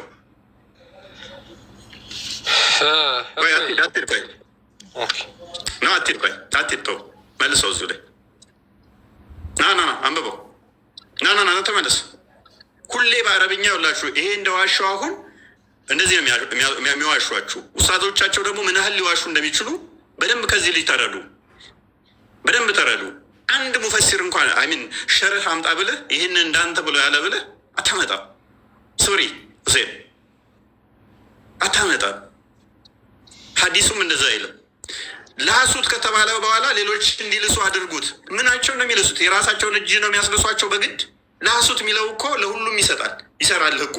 ሉክ እጃችሁን ላሱት ከተባለ ለሁሉም ይሰራል። የተሰጠው ህግ ለሁሉም ይሰራል። ኔክስት እነሱ ማይልሱት ከሆነስ አስልሱት የሚለው ደግሞ ማይልሱት ከሆነ እጃቸውን እንዲያስልሱ ሁለተኛ ህግ የተሰጠ ነው፣ አማራጭ። ምን አይነት የወረደ አርጉመንት እዚህ አረብኛ ውስጥ ተደብቀ ልታታለል ትሞክራለህ ሁሴን? እስከ መቼ ነው ለአምላካቸው ምትዋሹ? እንግሊዝኛውም እኮ ግልጽ አለ፣ አረበኛውም ተቀምጧል እኮ። በእንግሊዝኛው ራሱ እኮ ስትመለስ እንዴት ነው እስቲ አንድ ነገር አይ ፕሉራል እና እኮ ሲንጉላር የሚባል ነገሮች አሉ። በጅምላ እና በእንግሊዝኛ የሚደረግ ነገሮች አሉ። አሁን እዛ እስቲ ተርጉመው እስቲ ምን እያልከን ነው? ሴንስ ሰጥቶሃል ያወራኸው ያለት እጃችሁን ላሱ ወይም ሌላውን አስልሱ የሚለው እጃቸው ላሱ ለማለት እጃቸውን ላሱት የሚለው ለሁሉም ለሙስሊሞች የተሰጠ ህግ ነው አይደለም? ህግ ነው። አስልሱት ማለትስ አስልሱት ማለትስ አስልሱትም እኮ አብራችሁ የምትበሉት ካሉ እነሱንም እንዲልሱ አድርጋቸው ነው፣ ንገራቸው ነው እንጂ የእጅህን ውሰዱና ይልሱልህ አይደለም። ወይንም አስልሱት፣ እጃችሁን ላሱት ለሁሉም የተሰጠ ህግ ነው። ወይንም እጃችሁን ላሱት ወይንም አስልሱት፣ ግልጽ ነው። ዲስ ዱድ ሊፎግር ማለት ነው። እጃችሁን ላሱት ወይንም አስልሱት ማለት ግልጽ ነው። አንተ ማልሰው ከሆነ ሌላው እንዲልሰው አድርግ ነው። እስቲ እንደው ከፍ አድርጌ ደግሞ ትንሽ ሚሌት ላድርግ። እስቲ ሸሩን ክፈት፣ እንደዛ ብሎ ይፈታለን። ክፈት እስቲ አንተ እንደፈታልህ እስቲ ያሳየኝ። እንደዛ ይፈታለን።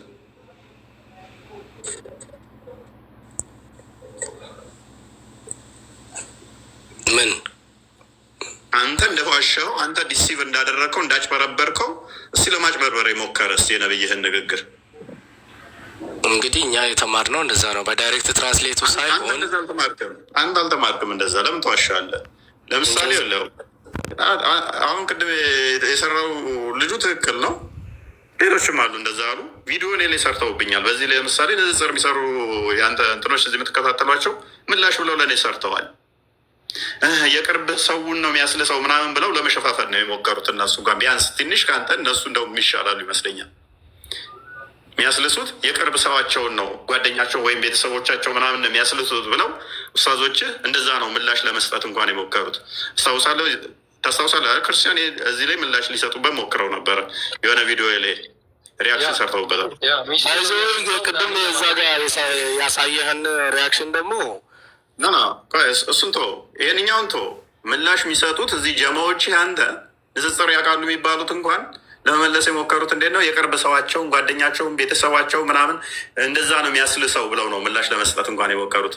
እንዳንተ ቢያንስ ቀጣፊ ያደርጉ ማለት ነው። ቢያንስ እነሱ ተሽለዋል። ኤኒዌይስ